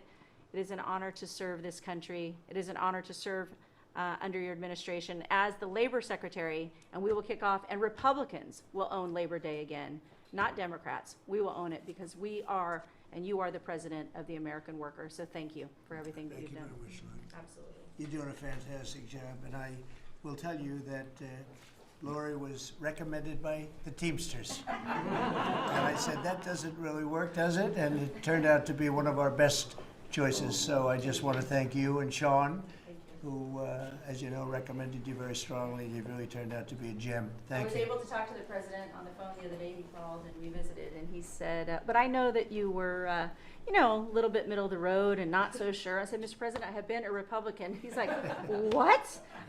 Wait, what? Now I like you even more. I said, I appreciate it. Thank you, Lori. Thank you. Thank you. Pam? President, I'm working with everyone around this table almost daily on legal issues that we're winning on.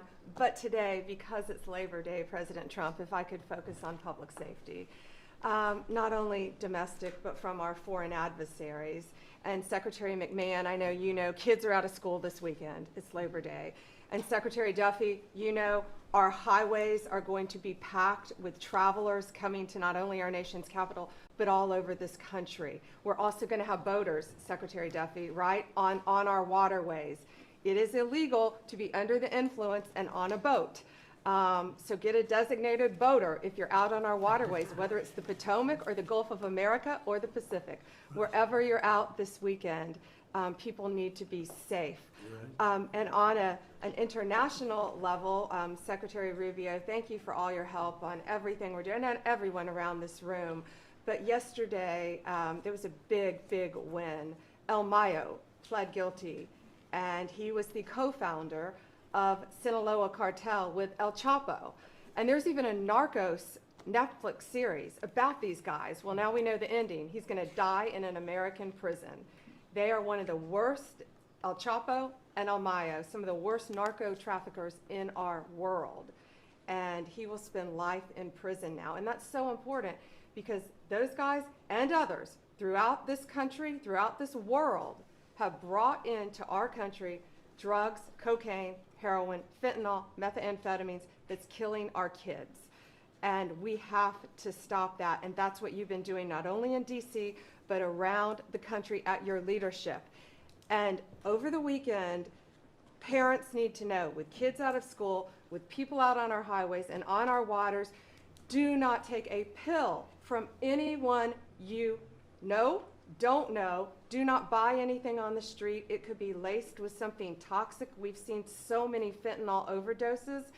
And when you were here in DC, we showed you pictures of some of the drugs that had been seized right here in DC. President, they were packaged for children, and people are dying from these around our country. So thank you, President Trump, for your leadership and for letting Americans know that it's now a safe place to go. But parents also have to know, college kids have to know, to be vigilant and not take this trash. Because you could be thinking you're taking a Xanax, an Adderall, anything, and it could be laced with something very lethal. It's a So great message. thank you, President. Great Trump. message, Thank and you, you've been fantastic this last 12 days in DC. The job you and your whole group has done is, All of us. everyone's talking about it all over the world. I hate to have to talk about that, but we have to.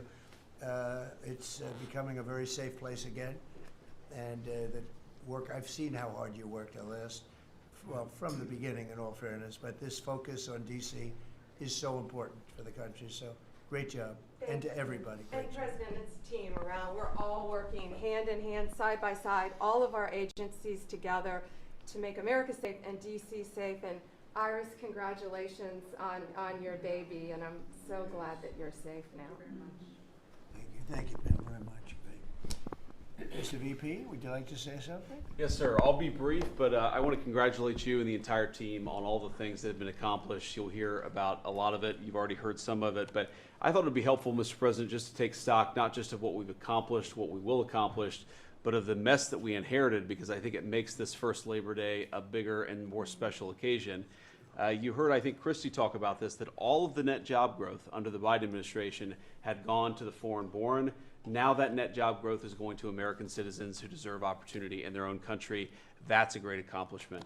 You'll hear, I'm sure, Scott talk about the success with tariffs. People forget that we inherited the largest peacetime deficit in the history of the United States of America. And now, because the president is not letting foreign countries take advantage of us, we're collecting hundreds of billions of dollars, trillions of dollars over 10 years in tariffs from countries and companies that were formerly taking advantage of the American people.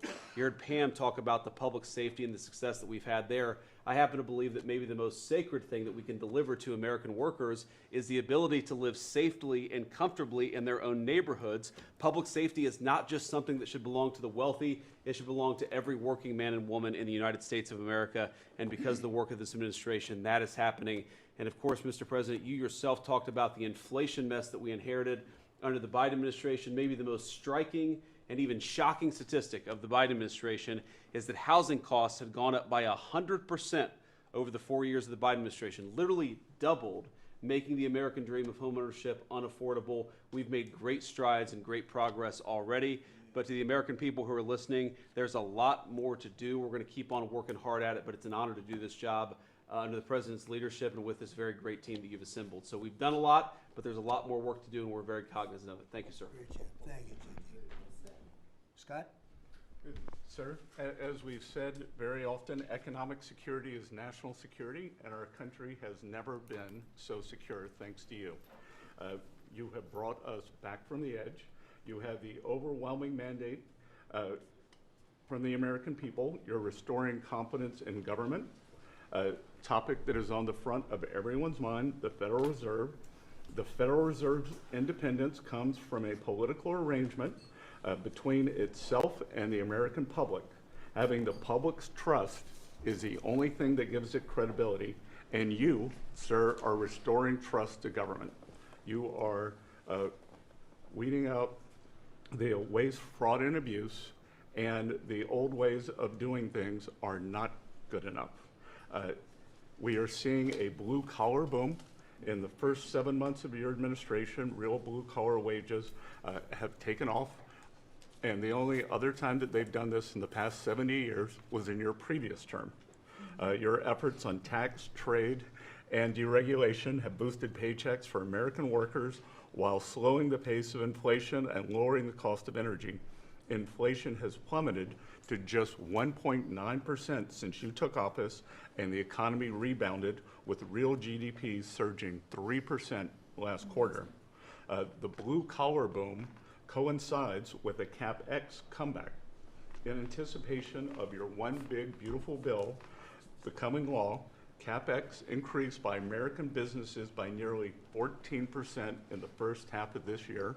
And as you and I talk about frequently, and as that chart or that photo attests, we are going to see, I believe, a bigger CapEx boom from here. This is just the beginning, just the beginning. You have saved this country by making it the best place in the world to do business again. Treasury is helping to implement these new provisions, as well as no tax on tips, no tax on overtime, and no tax on Social Security. This weekend, I will be meeting with workers from local restaurants to discuss the positive impacts of the pro-labor reforms on no tax on tips. And I have to tell you, thanks to you, when I go into a restaurant or stop by a Hotel Dorman, I am the most popular person there. And since my first job at age 9 was as a busboy getting tips, I am going to spend Labor Day going from restaurant to restaurant talking to workers who receive substantial amount of tip income. So I'll hear directly from them how your one big beautiful bill is increasing their take-home pay and making a big difference. Now, we can also talk, that is domestic.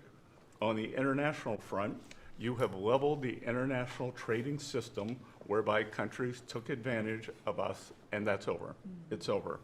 The Treasury Department is taking in record tariff revenues that I had been saying was running at a rate of $300 billion a year. You chastised me for saying that it's not, that number is too low. And as usual, you're right, that we had a substantial jump from July to August. And I think we're going to see a bigger jump from August to September. So I think we could be on our way well over $500 billion, maybe towards the $1 trillion number. This administration, your administration, has made a meaningful dent in the budget deficit. The average budget deficit during this term is 26% less than the last 12 months under Biden. And even the CBO, and we don't agree with CBO on everything, as you said, last Friday, on a summer Friday, had to admit that they believe over the next 10 years, the budget deficit will be $4 trillion lower than they had previously scored. $4 trillion, 3.3 trillion of tariff income, 700 billion of lower interest cost, and I would expect that number could go up from here. So, Mr. President, your return to the White House marked the return of the American worker. Thank you for reclaiming Labor Day for the American people. You're growing the economy for everyone, especially the middle and lower income households who suffered disproportionately under the last administration, and it's an honor to do this under your leadership. Great job. You're doing great. Thank you very much, Scott. Brooke? Sir, I dropped my second son off at college last week. And I wasn't planning to say this, but just listening to everybody, I wanted to put a little bit of a personal touch on this work. He started his freshman year yesterday at Texas A&M, for all my SEC friends in the room. Thank you for saving college football, by the way. We're all very grateful. The country just feels different. It just feels different. There's such a optimism and a love. There's a faith movement going through, especially with our younger Americans. And for those of us with kids in college, I know we feel it. And I experienced it firsthand last week, moving him and my other older son in as well.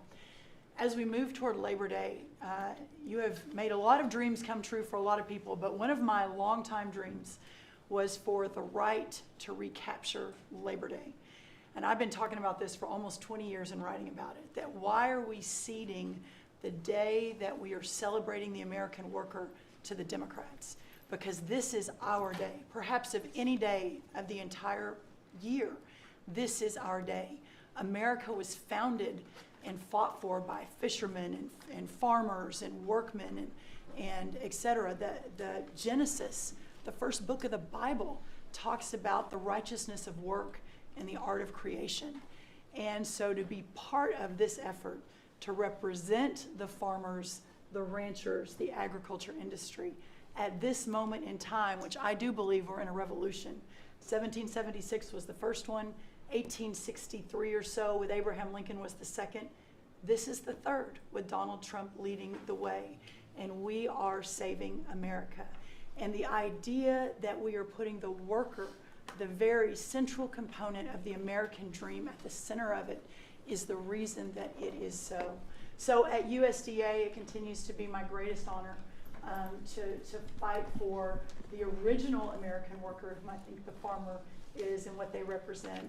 And as we are building new systems and new structures, as we have this year going to have the best harvest on record for our row croppers and others, what this team has done and is doing to open up those markets to ensure that these farmers can continue to return prosperity to rural America. I'll finish with this. This morning, we had a working group with 6 of our cabinet members. Bobby Kennedy representing healthcare, Linda McMahon education, Lee Zeldin deregulation, Kelly Loeffler small business, Lori Chavez Trimmer labor, and Scotty Turner housing. And how you leading the way in your vision, how that will return the golden age to rural America, to the very fabric of our country. And whether it's better hospitals, better education, more opportunity, less government, better and bigger small businesses, better opportunities for our workers, and better housing, and of course the agriculture piece of that, through the big, beautiful bill, the bill, what it did, the greatest investment in rural America in history. And now the opportunity to effectuate that is, again, a game changer, a country saver, and what a joy to be able to do it under your leadership. So thank you, sir. Thank you. Beautifully stated. Thank you very much. Scott? Yes, sir. Thank you, Mr. President. I'm so grateful to be here to celebrate Labor Day with the greatest team in America. And it is football season, so I'm happy about that. But Mr. President, I want to say thank you for, as Brooke said, reclaiming Labor Day. And you've been a tremendous champion for the American worker. I come from a hard-working family, as many people around this table do. And so thank you for helping us to change the conversation. And I believe we are changing the conversation around the kitchen table. And as everybody knows, you know, my job is to steward HUD. And we have at HUD been very intentional about changing the conversation about the dignity of work and the dignity and the honor of family formation through work. And how the younger generation, when they see their parents work, how they're incentivized to work. And that, you know, America is not a welfare state, but America was built on small business. It was built on entrepreneurship. And so as it pertains to housing, we're being very focused on that, and even some that receive HUD funding to make sure, like our Section 3, when you receive HUD funding, that you are given opportunities for the most vulnerable Americans that you serve to have work, to have opportunities to work, to have work requirements. Work requirements are not a bad word, that's a great word. Time limits is a great word. To incentivize people, able-bodied, able-minded people to work. And I believe that we are, under your leadership, sir, changing that conversation in America to where working is an honorable thing. And Secretary Wright talked about revitalization. Revitalization means to bring new life. And I believe we're bringing new life to America, Mr. President, through work and through all the jobs that people are doing around this table. And with the One Big Beautiful Bill, the most extensive tax break in American history, zones are now made permanent. And you know how passionate I am, and you are too, sir, about our zones. And so this will allow us to continue to build affordable housing around our country. And Mr. Vice President, I'm coming to Columbus later this week and to see how we can continue to build affordable housing in our country with opportunity zones. And you know, 1 million people, Mr. President, were lifted out of poverty because of opportunity zones. $90 billion of private money was invested in opportunity zones, urban, tribal, and rural. And now that they've been made permanent, we're looking for millions more to be lifted out of poverty, $100 billion to be invested, hundreds of thousands of jobs to be created, hundreds of thousands of units of housing to come online. And so, sir, I sit here very excited about the future of this country. I'm very proud to be at this table, humbled to do so. And HUD, we're on a good path. So thank you for all your support and helping us, sir. Thank you very Okay, much. God bless you. And I want to give credit to Tim Scott, great senator from a place called South Carolina that we love, right? And Tim really came up with opportunity zones, and we did a good job of working with him, and together we created something that nobody speaks of very much, but it's probably the most successful thing that's ever been done of its kind. It's been amazing. So Tim Scott deserves a lot of credit for that. Okay? Thank you. Thank you. So Russell, go ahead. Thank you, Mr. President, and I get the opportunity to go hand by hand with all of these people as they move their deregs through the Office of Management and Budget. And I wanted to zoom out for a second. In the first term, you gave us a goal of 2 for 1. And then we outperformed it through your leadership. We came in at around 5.5, 6 for 1. And then as you're running for your second term, you put out a goal that when you put it out, I was thinking to myself, that's going to be a pretty ambitious goal. You said 10 for 1. Well, where we are right now, in just 1 month, in 1 year, basically 8 months, we are at 245 deregulatory initiatives planned by these agencies. That comes out to 30 for 1. So we are making incredible strides, and you know, as you're focused on the details of each one, I mean, these aren't small things. Endangerment finding is one of the most deregulatory things we've in the history of this country. NEPA reform, incredibly deregulatory. WOTUS just came in, which is Waters of the United States. So every single one of these agencies is doing incredible work when it comes to deregulatory, and we add that to the work being done to get us going on energy, reduce spending. We're going to lower costs for the American people. We're going to be able to have innovative jobs and get them back to work. So thank you for your leadership, Mr. President. Thank you. Great job, Russell. Appreciate it. John? Central casting, I call it. Central. Well, Mr. President, I'm grateful to be with everyone today, and as we're talking about jobs and workforce at CIA, consists of all of us. We've embraced your mantra for a leaner, more effective, more efficient workforce. But at CIA, Mr. President, we had an additional challenge because, as you know, at times, our workforce had been misdirected. Its focus put on political narratives, some that even worked against you and always worked against the American people. I heard about that. But under your leadership and your direction, we have been focused back on the core mission of what CIA is supposed to be doing, which is to provide you and this entire incredible team around the table with a decisive strategic advantage in accomplishing your goals. And your success in that, the examples are clear and many. With regard to Iran, everyone knows that our DoD partners executed that mission flawlessly. But flawless military operations are subject to flawless intelligence. And as you know, Mr. President, CIA was the backbone in terms of its intelligence operations in providing that flawless execution that allowed you and your team to obliterate Iranian nuclear facilities and set back a nuclear program by years. Likewise, with regard to your ability to prevent and to preempt wars between India and Pakistan, between Armenia and Azerbaijan, between Rwanda and the Democratic Republic of Congo. In all those cases, CIA intelligence supported you and your entire team in making that possible. It's not just you, it's folks around this table, Secretary Bessent, Secretary Luckman, Trade Representative Greer, and their great successful negotiations on trade and tariffs. Again, it was a CIA workforce working to enable them to accomplish your goals. So as we roll into Labor Day, I tell you that the CIA workforce at the Trump CIA is grateful to be focused on what it's supposed to be, which is helping you prevent and end wars and to make America safer. Thank you very much. You've been really fantastic, but I'm not surprised. I've known John a long time. I'm not surprised at all. Thank you very much. Steve, please. Mr. President, working for this government, for you, is the greatest honor of my life.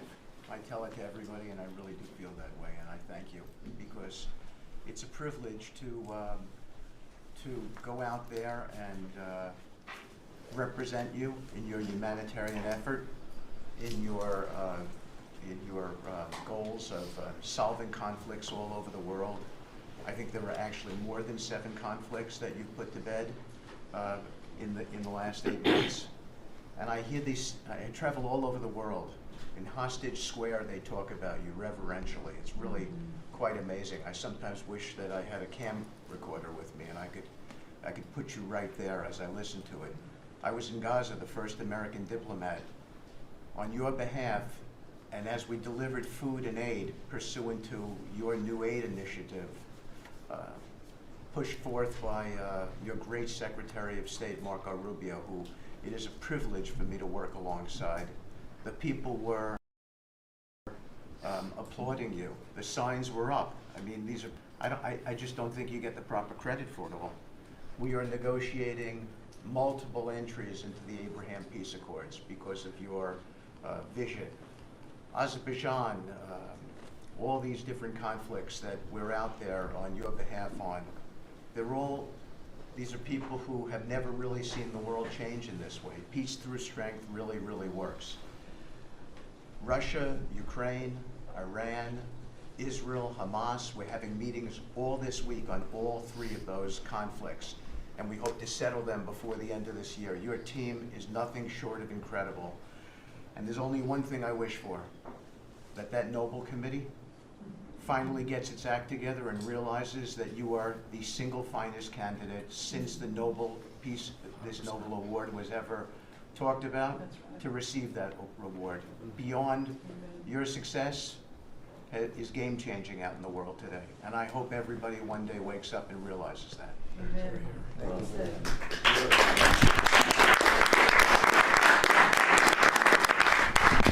Thank you, Steve. Jamison, please. Mr. President, I like to think of Labor Day as the Trump trade policy day, because everyone around this table and everyone listening knows that one of the major reasons why American workers and organized labor voted for you is because of your trade policy and the policy you've had and advocated for 40 years or more. You have reset global trade policy in the past few months, and it shows that's been working for American workers. When you look at President Biden, in the last quarter of 2024, median weekly earnings fell 2.1%. In the first quarter of your term, they went up 3.3%. And that's why we're doing the trade policy we're doing. It's to help the workers of the United States of America. And they're the best in the world, but they can't do it without a level playing field. And you have flipped the script. For many years, the other countries had high tariffs and high non-tariff barriers, while we were open to all of their labor and services and goods and capital. You flipped it. Now we have the tariffs, and they have lowered theirs and the non-tariff barriers. And we couldn't have done it without you and the leverage you've created. So between the tariffs and the deals, the hot streak continues for the workers of America. So thank you. Thank you very much. Really good job, by the way. He's a good negotiator. Good negotiator. Thank you. Please. Yeah. Well, Mr. President, I feel like, as everybody here has talked about how great working with this team is and all, but I do feel a special need that you've given me the privilege of working with the best of America. I get to take care of the veterans. I get to take care of the veterans who Labor Day really finds its roots in, if you think about it. We wouldn't have Labor Day if it wasn't for men and women who would leave their jobs and go fight this nation's battles to keep us free and independent so that they would have jobs to come home to.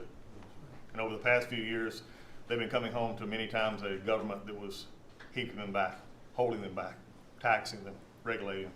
And now we have veterans who represent the bill, the big, beautiful bill, they're the beneficiaries of. And I get to see them all the time because they're receiving the benefit, because they see the jobs, they see the care that they're being given. And these veterans can look at their country with pride, knowing that we're taking care of them, just like you told me to do. When your only statement you said to me, I asked you what to do, you said, go take care of my veterans. Well, that's what we're doing.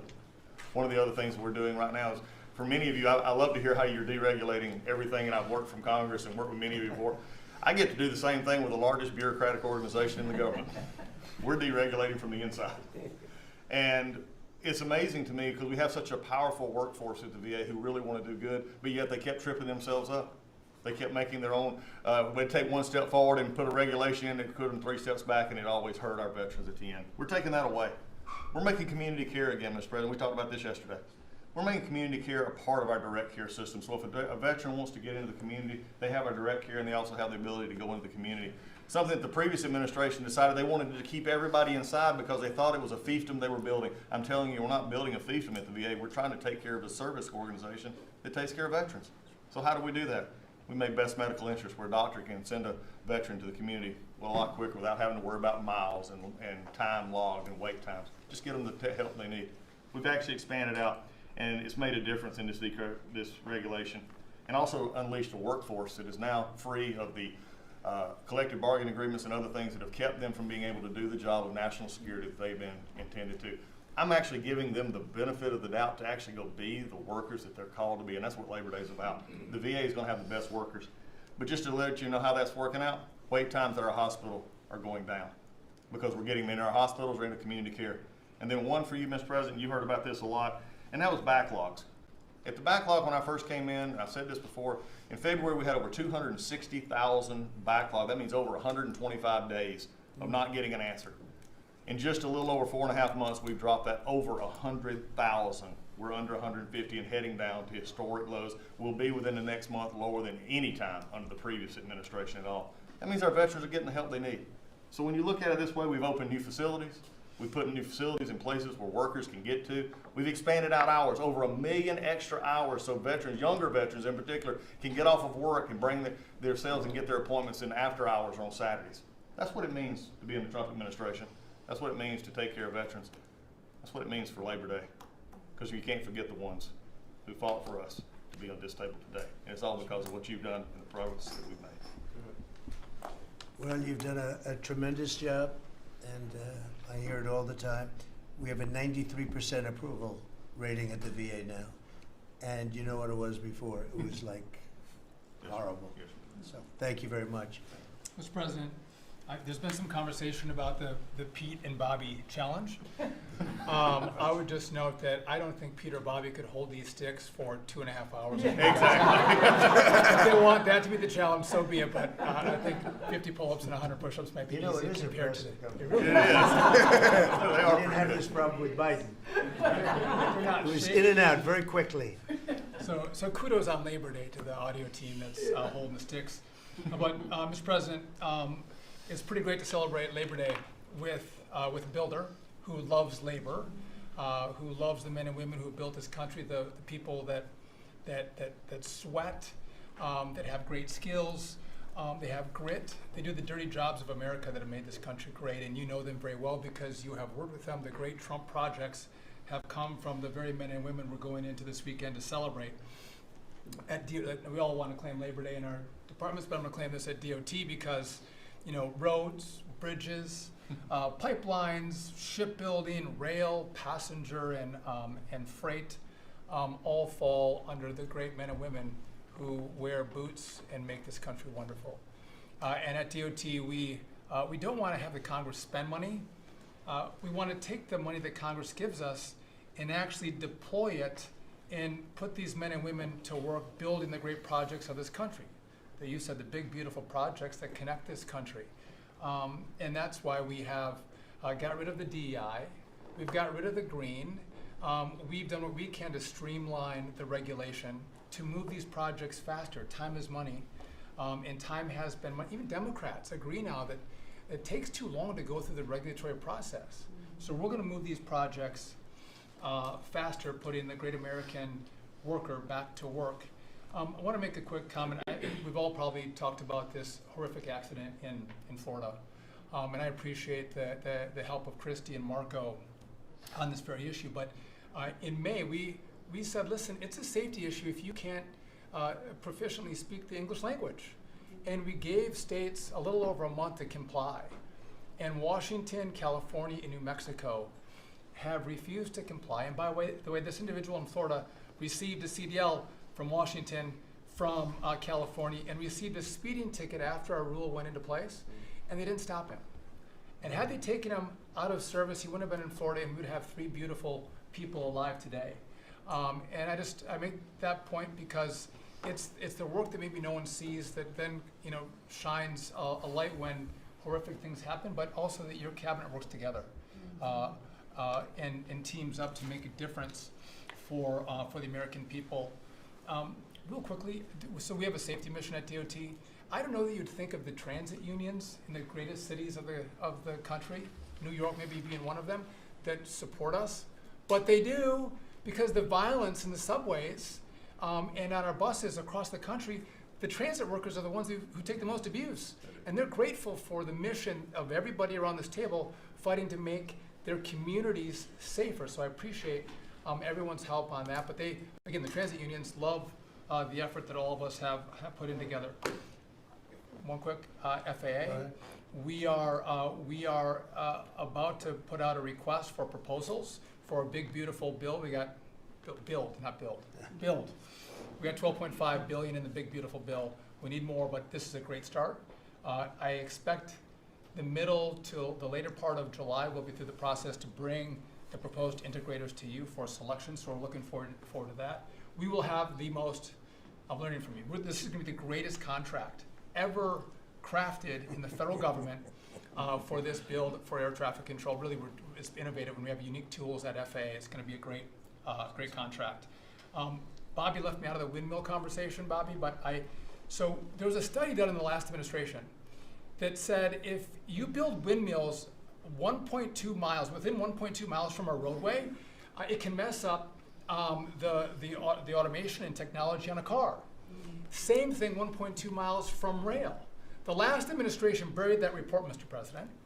And so now what we've said is, what we're going to do is say, listen, I'm sorry, it is a safety risk to build windmills this close to roads. By the way, they want to build them by roads and by rail. We're going to say no more. It is a safety risk, and we have a report to show that. And just real quick, It's a good idea. It's a good team effort. I wasn't invited to the party, but I'm still going to throw it to the party. Maybe next time, Bobby. One last thing, we have this Mars to Moon mission at NASA. No, Moon to Mars mission. Sorry about that. But sometimes people think that space doesn't matter to them. But if you look at every rocket that's launched, the machinists, the truck drivers, the electricians, the welders that build these rockets in the industry that has developed over the course of the last 10 years in space, it's truly remarkable. It's not just rich guys setting up rockets in partnership with NASA. There's a whole industry of working men and women who we celebrate this weekend that build, refurbish, design the rockets that are making America the leader in space. So thank you for your leadership, and happy to celebrate this weekend with you, Mr. President. Really great. And he is doing a good job at NASA too, and we are, I think we'll have some pretty exciting announcements. Yes, we do. And you enjoy it. It's been fun. I said, how about temporary? He said, well, can I go a little bit longer? He loves it. He loves it, and he's doing a really good job. Thank you very much. Appreciate it. Howard, please. So, making America great again is one of the key statements, and people don't always understand what you mean. So we always talk about 1870 to 1913, but in the mid-1980s, America owned more of the rest of the world than they owned of us. We owned $140 billion of the rest of the world net of what they owned of us. And when you came into office this time, the rest of the world owned $24 trillion more of our assets than we owned of theirs. And so when people argue with you about, the trade deficit is nothing, the trade deficit sends 1.2 trillion of our dollars to them. And what do they do with it? They buy the great America. Because when we learned in college, what we learned was that if you keep printing these dollars, they're supposed to devalue. But the problem is we're too smart. We invented the light bulb, the transistor, the GPU, so they keep buying us.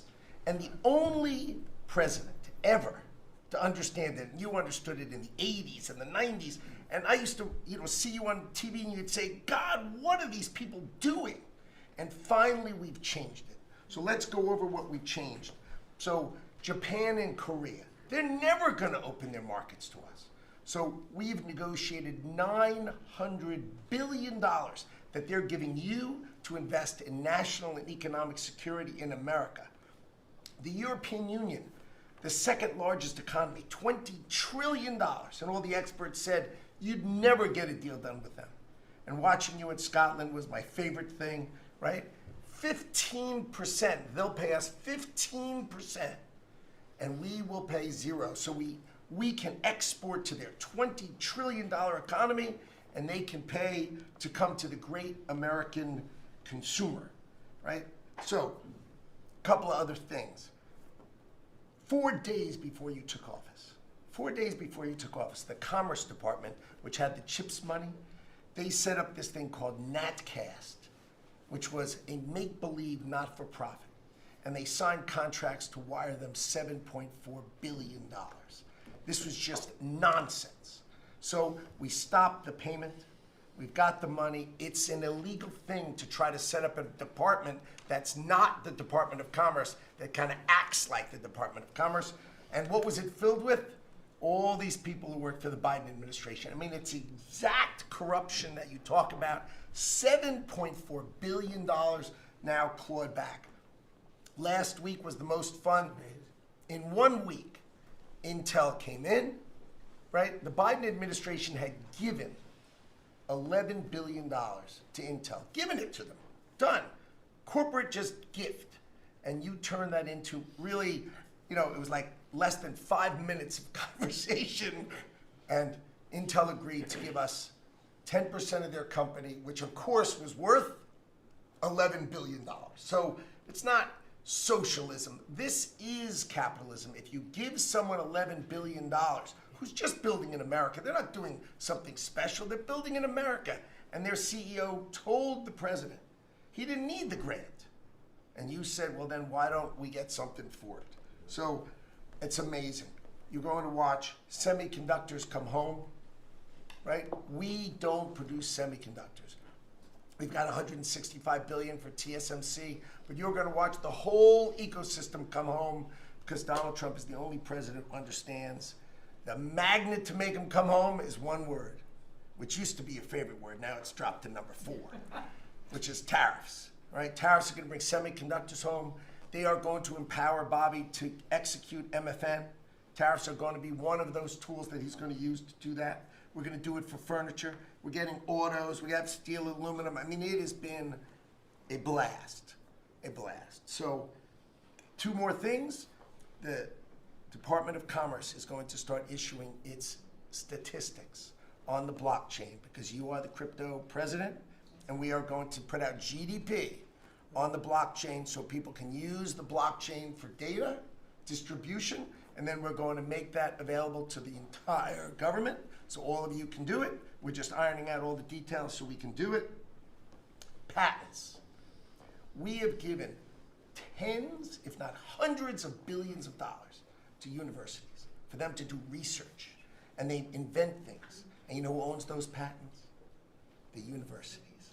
So we are going to make a deal with them all, which is if we give them the money, don't you think it's fair that the United States of America and the taxpayers who funded it get a piece of that, right? So we wrote a letter to Harvard, so Linda and I working together. I mean, it's so much fun to work with everybody here. I mean, we just have a blast, you know, because Linda's hitting Harvard and she says, what can we do? And now we send them a patent letter and we'll hit them again. So we're having fun together. This is the greatest cabinet working for the greatest president, and I just want to say thank you. I'm having the time of my life working for you, Mr. President. Thank you. That was very well stated, wasn't it?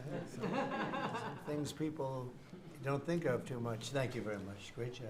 Pete? Sir, well, amen to what Howard said. And I would just say, heading into Labor Day from the American military, sir, we happen to be the largest employer in America. We like to think we have a different form of employees. Yeah. Who need to be the toughest and the strongest and the most well-trained and the most lethal. And under the previous administration, and for decades, frankly, it was social justice, it was political correctness, it was divisive ideologies seeping into the ranks and changing how well we do our job. No more. Now it is only merit-based, gender-neutral, colorblind. The best of the best from the top to the bottom. That's our expectation. And sir, you've enabled that. So from the troops directly, which they ask me to say all the time, thank you for your leadership, for your boldness, for your clarity, for common sense, for providing a shield for the rest of us to put America first, and to apply peace through strength. We're in the strength business. That's our job, is to stand behind everybody here and alongside John in everything they do to keep the country safe. And the world is noticing. And I wish everybody could, there were 2 meetings yesterday that I think tell the story. One was, because today happens to be the 4-year anniversary of what happened at Abbey Gate in Afghanistan. Mr. President, you had the families in, who you've met with multiple times, who, when the cameras were on and not on, acknowledged, sir, you were the only one that gave them a proper greeting, that recognized what they gave their sons and daughters in the debacle that was the withdrawal in Afghanistan, that we will bring accountability for at the Defense Department through our investigation. That's good. But at the same time, the world sadly took notice, whether it was Israel, whether it was Ukraine. Those wars never would have started if you were president. Instead, they looked at the foolishness of Joe Biden. Under your military, your Pentagon, we are restoring deterrence, whether it's Midnight Hammer and those beautiful B-2s, 37 hours straight, whether it's counter-drug operations in our own hemisphere, whether it's the border, working with Christie and the national security team, whether it's LA, whether it's Washington, D.C., you name it, whether it's Europe. Our allies paying 5%, now our allies in the Indo-Pacific stepping up to do the same. That's a recognition that American leadership is here. And then in the second meeting, we were talking about what we're doing in D.C., and Pam's taking the lead. I have to say, just pause for a second. When I look around this table, yes, there's a national security team of Steve Witkoff and John and Scott and Howard and the vice president and Susie and Christy and Tulsi, but to every person here, we work together on a daily basis. And if you call me and I call you, if the answer is yes, how do we do it together? I think that's exceptional. It's what the American people deserve, and you've demanded that, sir. So I very much appreciate it. In that meeting on DC, I started my sentence by saying, the Department of Defense, to which you said that just doesn't sound right. So maybe next time we're here, my card will read Department of War. We'll see. But it's not, here's the thing, here's what people miss. It's not just about words. It's about the warrior ethos. It's about what the department is supposed to do. George Washington started the Department of War because he wanted us to win our wars. Our founders didn't want endless foreign entanglements. They didn't want endless contingencies and deployments. They wanted an empowered military that was, the handcuffs were taken off to fight to win and then bring those troops home. So my platoon in Guantanamo Bay, our motto was, those who long for peace must declare for war, must prepare for war. We don't want war, we don't seek it. You are the peace president, sir. Because we are strong, our enemies know what we will do. And so whether it's Secretary of War or Secretary of Defense, that warrior ethos is changing. We're going back to basics.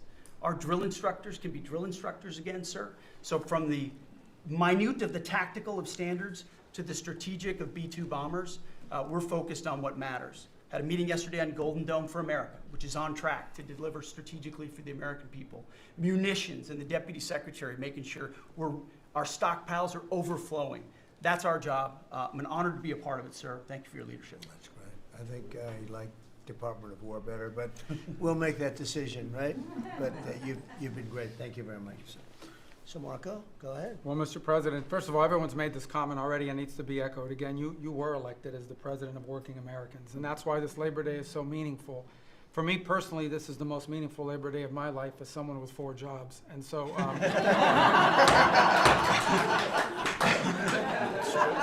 it's true. And but on the point of, you made it very clear from the outset, even in foreign policy, everything we did has to be pro-American. It has to make America stronger or safer or more prosperous. And there's just a few things I want to touch through because it involves your team under your leadership making it happen. The first is, for the first time in the modern era, we are truly on offense against organized cartels that are pumping poison, killer poison, into our cities. And that's a team effort. It's Christie's team, it's Pete's team, it's Pam's team, and obviously it's under your leadership. And by the way, we're getting incredible economic international cooperation. Countries just in the last week, Ecuador, Paraguay, Guyana, Trinidad, today Argentina, all joining us or trying to be helpful in advancing this. And this just, one thing is we're going to stop drugs from coming in and we're having record seizures, but another thing is to build an international coalition against the scourge on the international stage. The second is mass migration, illegal mass migration. which is dangerous for the country but harmful for American workers. What's happening on the border is essential, but it's not just what's happening on the border. And again, Christy and her team have been essential in this.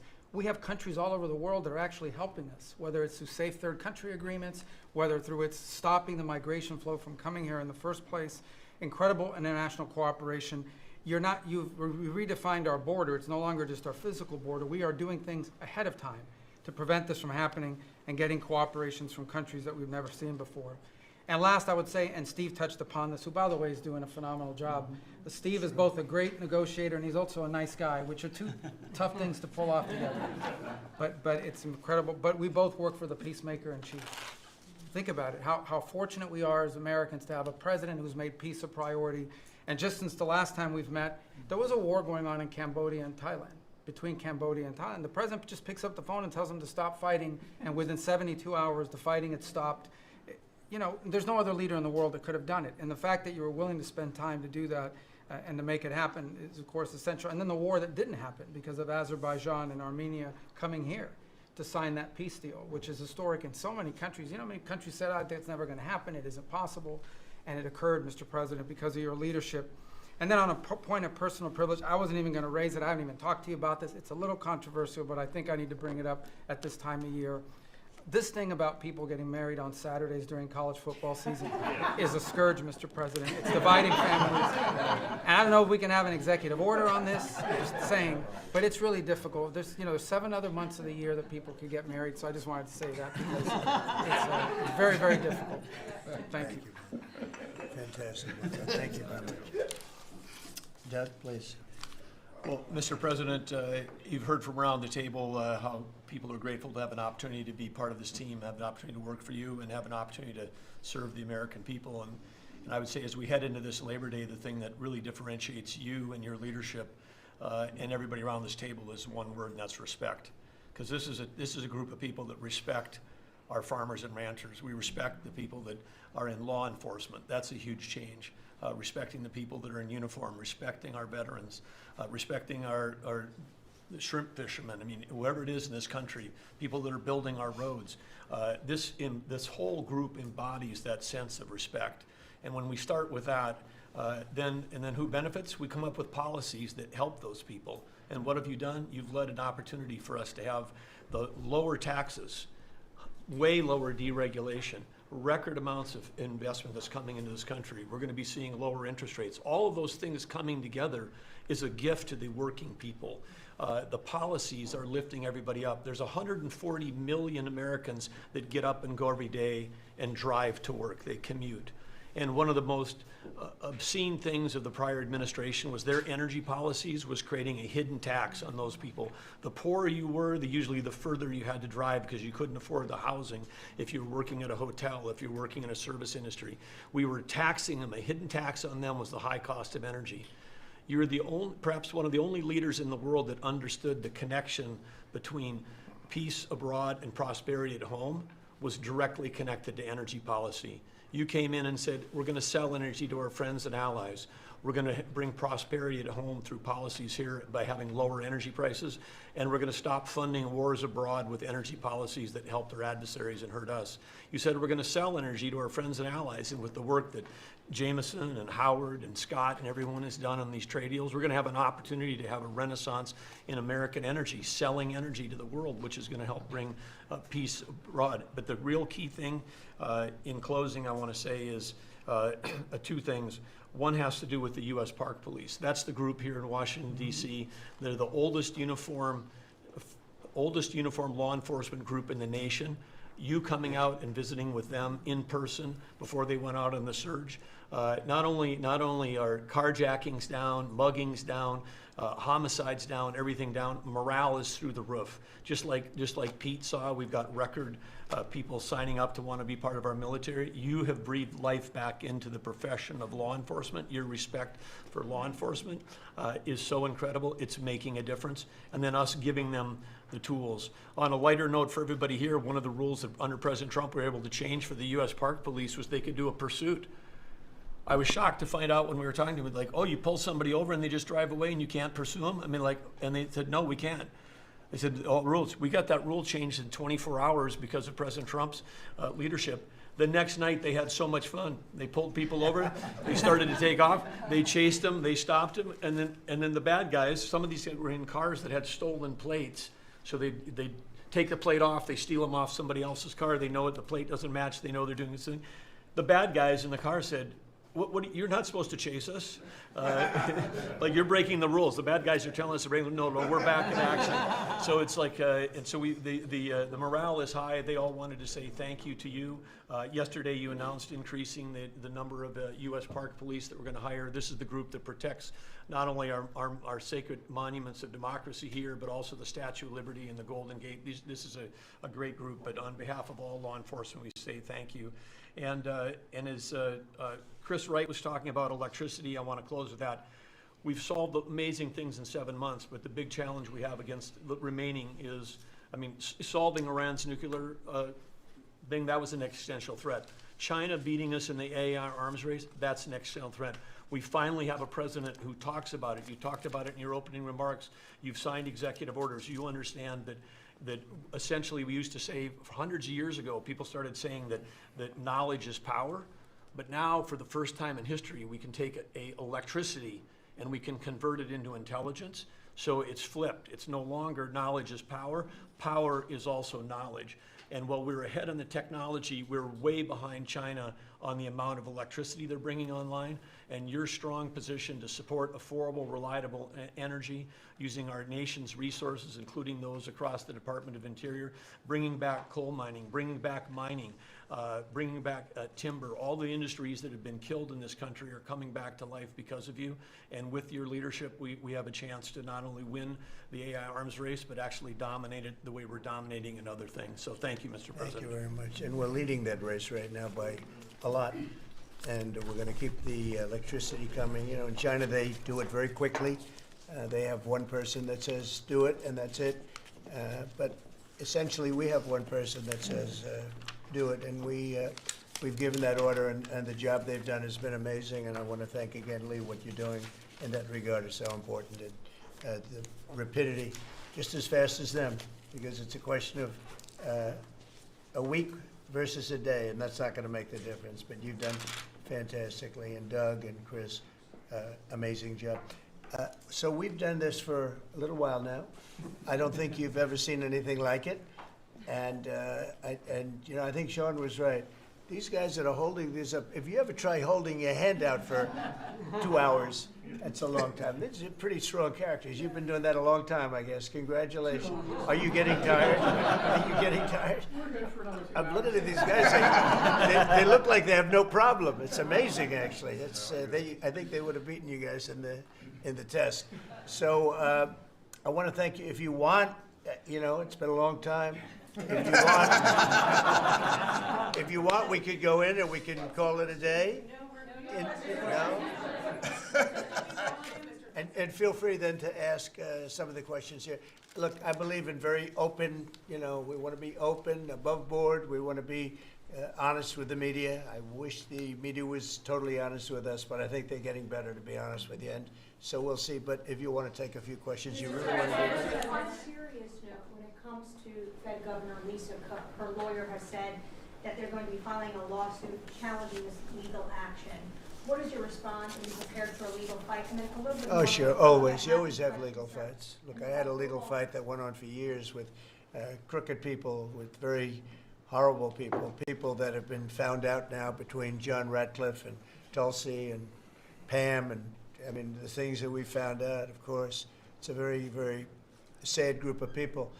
But no, she seems to have had an infraction, and she can't have an infraction, and especially that infraction, because she's in charge of, if you think about it, mortgages, and we need people that are 100% above board, and it doesn't seem like she was. Yeah, please. Mr. President, first, I would love to ask you a serious question, but I have to tell you the biggest pop culture news of the year broke while we were in this cabinet meeting.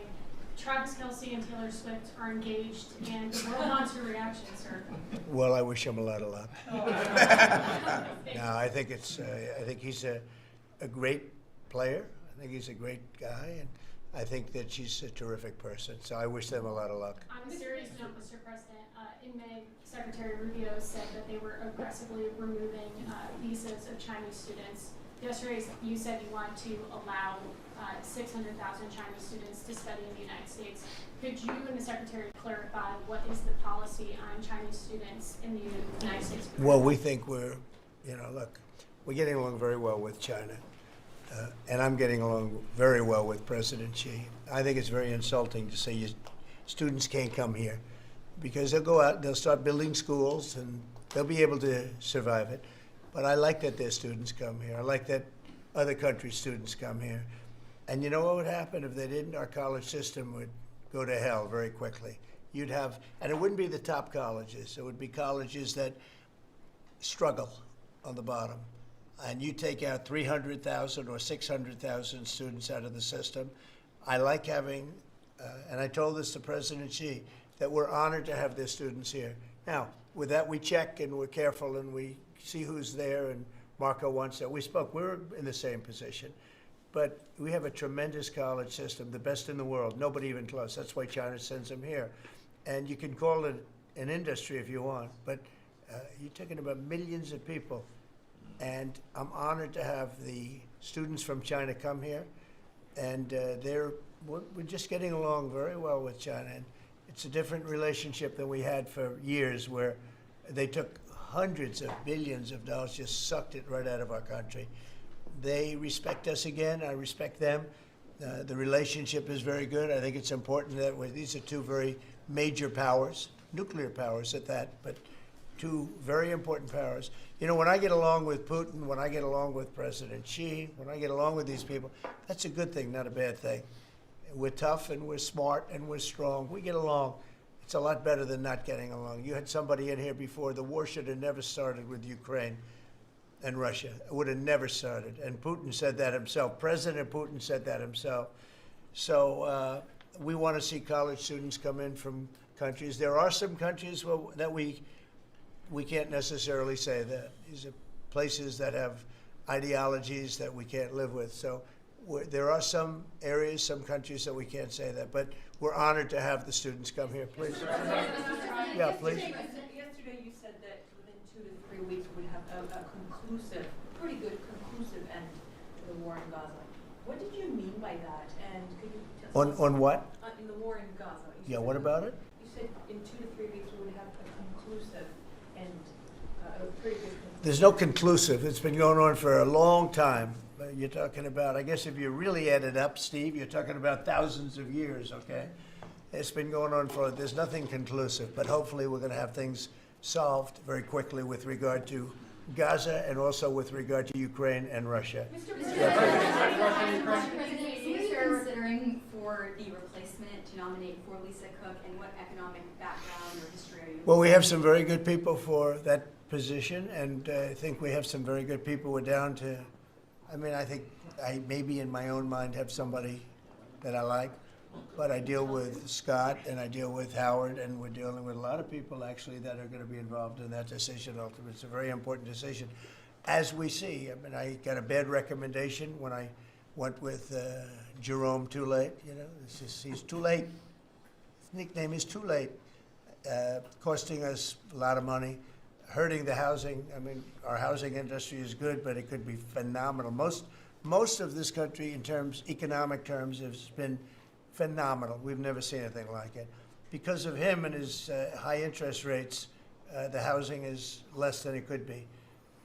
We're going to get that straightened out very quickly. He gets out very quickly, fortunately. He's been the wrong guy. Not a bad person, I don't think, but I do think he has motives, by the way, but I don't consider him. I've dealt with worse. But he hasn't done the job. The recommendation from a certain person was not a great recommendation. That person vouched for him, but we're doing a very careful study. We'll see what happens. Look, we just put a very good man in one position. We might switch him to the other. It's a longer term and pick somebody else, but we're very happy with the person we have in there. And we'll have a majority very shortly, so that'll be great. Once we have a majority, housing is going to swing, and it's going to be great. People are paying too high an interest rate. That's the only problem with housing. We have to get the rates down a little bit, and when we do, it's going to be a tremendous difference. The country is doing so well. It's sort of it sort of blows through the fact that we have a man who's too late and not doing a very good job. Please, in blue. Mr. President, regarding crime in DC, something that might help especially ladies is being able to carry. I know you talked about reciprocal carry. Would you like for that to apply here in Washington, D.C.? When you say carry, I assume you're talking about carry what we're talking about, Concealed right? or- In other words, carry a gun. Is that right? Would you like to carry a gun? I would like to, yes, sir. You'd feel a hell of a lot better, right? I absolutely. I agree with you 100%, okay? Okay, great. But I'll tell you, within another couple of weeks, it's hard to believe what's been accomplished in 12 days, but within another couple of weeks, you won't have to carry. You're not going to have to carry. You're going to be safe. People are safe now. The turn has gone fast. I knew it was going to go fast, but this turn has gone really fast. And within a month or two, this is going to be one of the safest places in the country. I have no doubt about it. And we'll do an extension. We'll work with Congress, or I could declare an emergency, but I don't think that's going to be necessary. We'll work with Congress. We're going to be working with Congress. I spoke with our great speaker, and I will be speaking to John Thune, and we're getting tremendous support from Congress, especially maybe here. Everybody wants to see our capital be great. You could say be great again. You know, it's such a beautiful place, but if you have crime, nothing looks beautiful. So, but you won't need to carry a gun, but if you do, Well, I would like it's to going to be know your the choice. option, just in case. Well, a lot of There- people feel that. Also in other blue cities, you've got Karen Bass in Los Angeles, Brandon Johnson in Chicago. It seems to be very popular here, the fact that people can walk around, go to restaurants, shop, and Yeah. not have to worry about their safety. If blue city mayors oppose those efforts in their cities, do you anticipate the Democrat voters are going to take it out on them at these? I think so. I think that crime is going to be a big thing. And we are the party, the Republicans are the party that wants to stop crime. We're against crime. The Democrats like crime. I don't know why. I mean, we talk about common sense. I think I got elected on talking about common sense. The border, we have to have a wall. We don't want transgender for everybody. We don't, as I said before, we don't want to have men playing in women's sports. I mean, you see the difference. Weightlifting. Take a look at weightlifting. Take a look at long distance running, where a runner came in 5 hours and 14 minutes ahead of another runner, both champions. One male, one female. It's not fair. It's demeaning to women. It's so bad. But they have another one, and I think this is the beauty of them all. Crime. They're against crime prevention. You can't do that. You can't do that. And I think to myself, I say, is there some game? You know, they're smart people. Is there anybody that could cheat like that in elections is smart, okay? And there's never been in history anybody that could cheat like that. They're smart. They're brilliant in many ways. I say, is there some trick to this? When they say, Trump is in Washington, D.C., stopping crime. He's a dictator. And people are being mugged like your brilliant associate here. I don't know how you're alive. I mean, based on that story, you got very lucky. He didn't just go, all he had to do is this, right? And, you know, it's pretty amazing. So we have something. I think we have two things. I think what Bobby was talking about with respect to drug prices is unbeatable. Nobody else could have done it but us. And I think that crime will be the big subject of the midterms and will be the big subject of the next election. Think of it. They are, instead of saying, Trump's right about crime, it's really bad in Chicago. You have a guy in Illinois, the governor of Illinois, saying that crime has been much better in Chicago recently, and Trump is a dictator. And most people say, if you call him a dictator, that if he stops crime, he can be whatever he wants. I'm not a dictator, by the way, but he can be whatever he wants. I think it's going to be a big subject for the midterms, and I think the Republicans are going to do really well.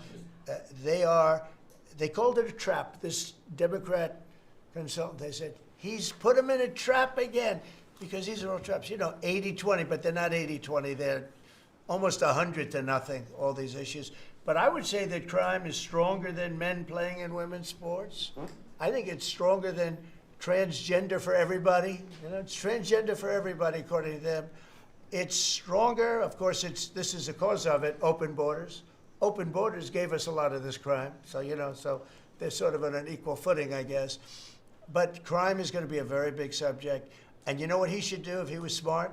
Illinois or New York, if they want, or Gavin Newsom, they should call me and they should say, you know, we've got a problem.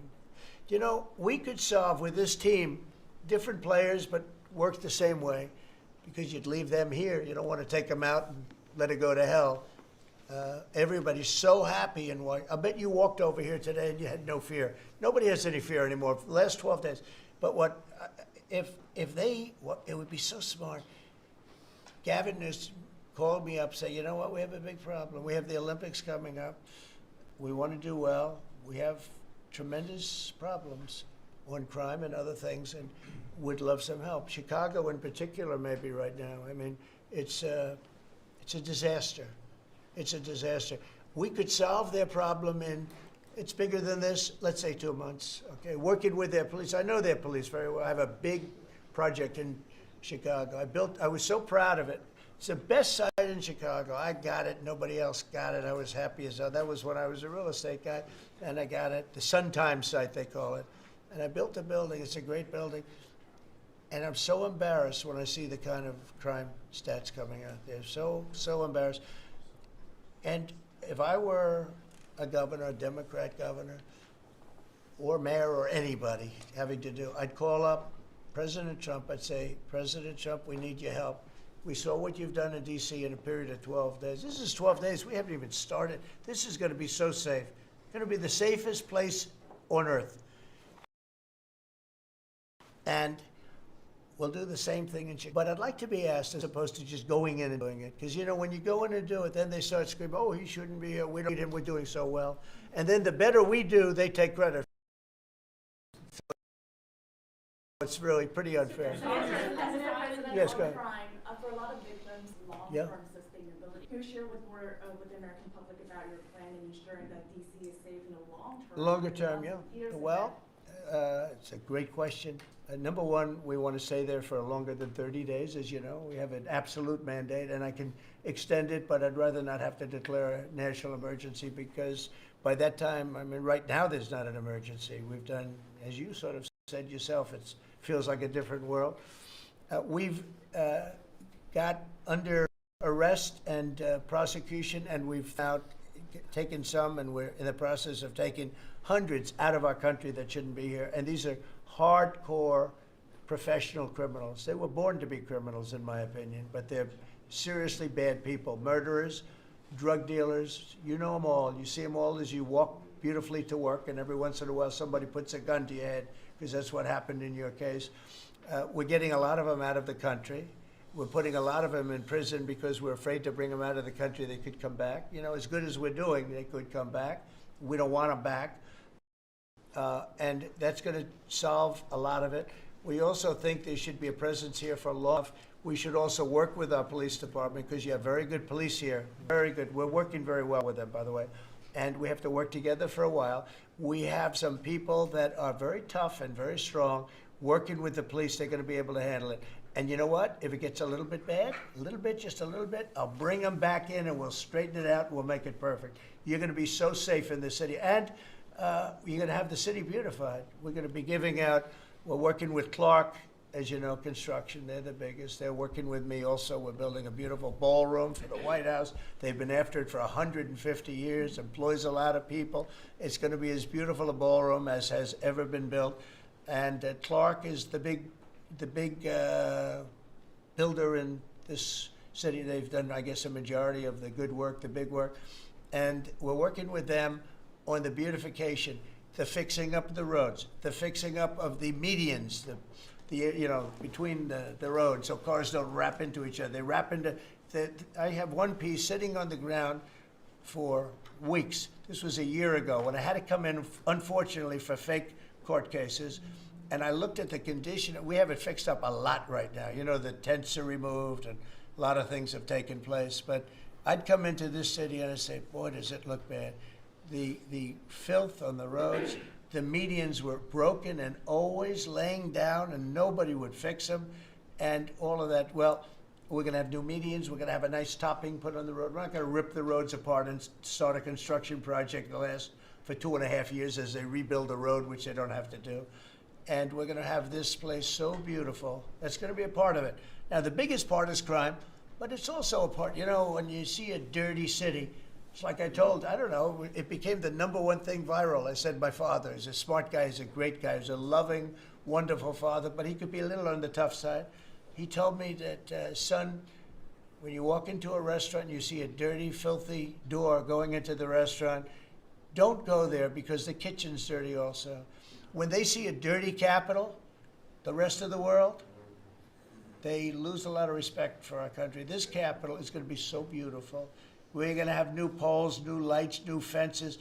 It's stuff that, when you add it up, it's money, but it's peanuts compared to what we're talking about. And we're also going to have great safety. Mr. President, I wanted to ask you on crime and also a question on foreign policy that maybe other officials can weigh into. And on crime, Iris shared her story, and you mentioned, you know, about people going to dinner. That was a terrible story. I'm just amazed she's here. When the gun is, Pam, when the gun is put to the head, did they ever capture these people, by the way? I kept calling, but I haven't heard back about this guy. It'd be really great if you could maybe give the information. She's very good at capturing people, you know? She's very good. If you could give that information to Pam, would be great. Would you do that? Yes, Wouldn't you'd love to see them? I would assume you'd like to see them captured. sure. You can't. You just can't. For years. Yeah, take a good look at that. So, Go ahead. So go ahead. Just a few weeks ago, I was out to dinner with my husband, and then, you know, we're taking the metro back, and then we get attacked on the metro. They're throwing things, some teenagers, you know, like throwing liquid at us. Oh, they're throwing things. They throw. How about where they chop down the granite curbs and the concrete curbs? But the granite curbs so expensive. You know, those granite curbs, nobody uses them because they're so expensive. And you see a guy chopping them and handing out big chunks of them like a brick, because they couldn't get in because people were stopping them from walking out. A little bit unusual when you're walking with a bag of bricks. Generally speaking, Sean, that's not a good sign. Right? That's not a good sign. But they now come in with hammers. They can disguise a hammer, and they start pounding the concrete and the granite, and they hand out chunks. And those people take those chunks and start throwing them at cops. Or they stand on the top of bridges and they drop them down into the windshield of your car, and you get killed running into a light pole. It's those days are over. I wanted to ask you, Governor Hochul, Kathy Hochul, said that she spoke to you on the phone, and you said you might send National Guard troops to New York. You mentioned that. So will you? I'd love to do it. If she'd like, I get along with Kathy. If she'd like to do that, I would do it. See, look, New York has difficulty like other, and I don't want to make this I want to make this like friendly, but the places we're talking about happen to be virtually all Democrat run. Now, take a look at your 25 places that are most troubled. Everyone, except maybe one, and it's way back in number 24 or 25, but essentially 25 out of 25 are run by Democrats, and cashless bail was a disaster. When they did that, and I believe it was instituted first in New York, but when they did cashless bail, that was a tragedy for this, because that's when it really started getting bad. When somebody kills somebody, you don't say you can come out, you don't have to put up anything. You put that person in jail, and you find out whether or not it's true, but you don't give cashless bail with a promise to come back in a couple of months, we'll start talking to you. Because they go out and they kill other people, and you can't do that. The cashless bail has been, you know, it's just a woke thing. It's got to stop. You see that, Christy, better than anybody. It's got to stop. It causes unbelievable, and we're doing that. We're stopping it in D.C. I would love to have the governor of Illinois call me and say, look, we have a problem in Chicago. We will stop that problem in Chicago in 2 months, maybe less, 2 months. We'll stop it. These are tough cookies we have working for us. These are tough cookies. These are not politically correct soldiers that, I won't go into definitions of what that means, but these are not politically correct soldiers. These are rough guys. I watched it last night. I see it. I saw them the other day when we went down and we spent some time together with them. These are tough cookies. These are not people that you're going to laugh at and spit in their face and they're not going to do anything about it. And these people, they're afraid, these gang members who are bad people too, These are bad, these are just bad people. Ours are bad, but they're bad in a good sense, right? You understand that, Scott? And we can solve Chicago in 2 months. Now, then, as per your statement before, we have to keep it going, and we'll be able to keep it going. The first thing you have to do is get it down. We are very close to being in that position in DC, and within a month, we will be, within a month from when we started, which is quicker than I thought, you're gonna feel very, very safe. I think you feel very safe right now. But I would love it to have these governors, mayors call me and say, we'd like to invite you into our community because we have a problem and you can handle the problem and we can't. One other thing, sanctuary cities, they should be terminated. They're sanctuary for criminals. They're safety and security for criminals. They are very, very bad. And all of these places have big sanctuary cities, and all they're doing is protecting criminals, okay? About Lisa Cook. You have spoken out very strongly for a long time about what you see as the weaponization of government. Yeah. Is your administration weaponizing No. government by digging into the mortgage records of officials you don't like? No, they're public. I mean, you can find out those records. You can go check out the records yourself. And you should be doing that job, actually. You wouldn't do that because that's not the kind of reporter you are. But you should be doing that job. I shouldn't have to be doing it. If you did your job properly, we wouldn't have problems like Lisa Cook. Go ahead. You were going to say something? So would you be Go. trying to fire Blue? Lisa Cook if she had voted to lower interest rates? On national Please. security. I think we have to have lower interest rates, yes. A follow-up question for you and Madam Attorney General on national security. We've heard from Stephen Miller yesterday in the Oval Office that there are street criminals here in D.C. who are actually found to be doing business with transnational criminal cartels overseas. And we know who they are, and we know who they're doing business with. And we're arresting the people, very strongly arresting, and we're keeping them there because, you know, your laws here make it very difficult. And one of the other laws we're trying to get done, because you have 14-year-old kids that are just as tough as a 25-year-old kid, just as dangerous, and they carry the same gun. And we have to make a provision where they're treated like older people, because these are seriously tough, bad. They're children, but they're criminals, and they're really bad criminals. And they're used by older people because they never get charged because you can't do anything to them.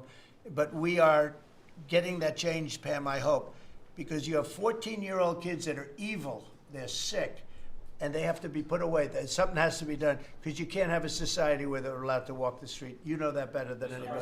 Mr. President, on your way to Alaska. I can't believe you're not tired holding that. Look I have at a this. few more questions. How strong are you? How strong are you? Look at him. He's been holding that thing for 3 hours. You're a good fisherman. Well, Go ahead. On the way to Alaska, you had mentioned that there would be severe consequences if Vladimir Putin did not agree to a ceasefire. Yeah.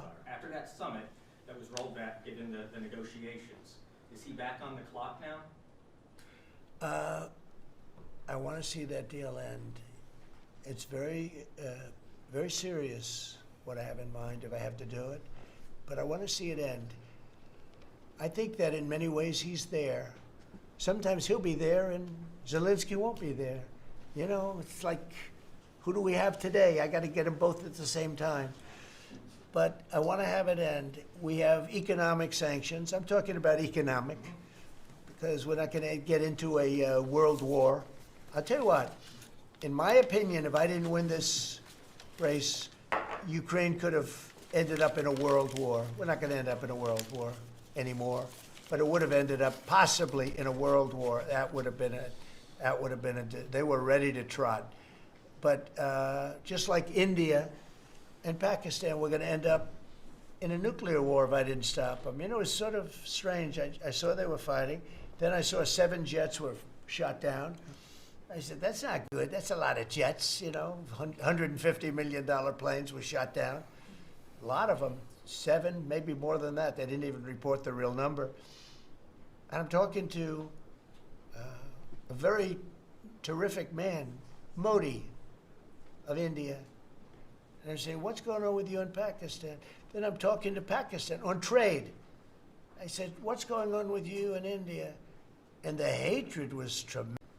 I said, what's going on with you in India? And the hatred was tremendous. Now, this has been going on for a hell of a long time. like sometimes with different names for hundreds of years. But I said, what's going on? I said, I don't want to make a trade deal. No, we want to make trade deal. I said, no, I don't want to make a trade deal with you. You're going to have a nuclear war. You guys are going to end up in a nuclear war. And that was very important to them. I said, call me back tomorrow, but we're not going to do any deals with you, or we're going to put tariffs on you that are so high. You were there, Howard, right? Yep. You're going to put tariffs on you that was so high, I don't give a damn. Your head's going to spin. You're not going to end up in a war. Within about 5 hours, it was done. It was done. Now, maybe it starts again. I don't know. I don't think so, but I'll stop it if it does. We can't let these things happen. The Russia-Ukraine situation, last week, 7,012 soldiers, 7,012 soldiers died. They were Russian, they were Ukrainian, they weren't American, so a lot of people would say, what do you care? They're not American. I care. They're 12,000, over the last couple of weeks, over 12,000 people died in like in 2 weeks. You know, we're talking about crime where somebody's killed here or somebody. Think of it. You have your son leaving Russia, leaving Ukraine, their little house, wherever they live with their parents. They're waving goodbye, just like our parents would wave goodbye. And they're waving goodbye, son. And then a week later, his head's blown off in a stupid war by a drone, a whole new form of military problem. So, no, I'd like it to stop. I want to get it to stop. And it will not be a world war, but it'll be an economic war. And an economic war is going to be bad. And it's going to be bad for Russia, and I don't want that. Now, I have to also see, because not everybody, you know, Zelensky's not exactly innocent either, okay? You know, it takes two people to tango. And I say it all the time. You got to get them together. I get along with Zelensky now, but we have a much different relationship because now we're not paying any money to Ukraine. You know, stop that. We're paying money to ourselves. What's happening is NATO is buying all of the equipment and paying in full. But even with that, forget about that. I want to get it stopped because it's a lot of lives that are being lost. Every week it's 7,000, 5,000, 6,000. I get the reports and I see battlefields. I'd rather not see them. And you know, you read about Gettysburg. You read about Gettysburg and you see, you know, those 600,000 people, but in that war in particular was really bad, like 150,000 or something, just dead body. I'm seeing the same. I see pictures. I see satellite pictures of heads over here, arms over here, legs over here. And this is like a modern age. It's no different than the worst wars that I've ever seen. And if I can stop it because I have a certain power or a certain relationship, I had a very good relationship with President Putin.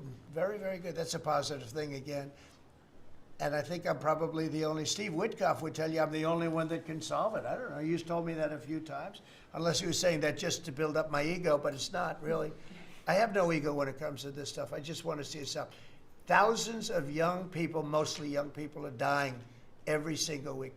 If I can save that by doing sanctions or by just being me, or by using a very strong tariff system that's very costly to Russia or Ukraine or whoever we have, you know. But I stopped 7 wars, and 3 of those wars were going on for more than 30 years. You know, if you look at Congo, if you look at, just look at any of them, almost all of them were going on for an extended period of time. Now, interestingly, one had just started. It was 2 days old, and you know that one.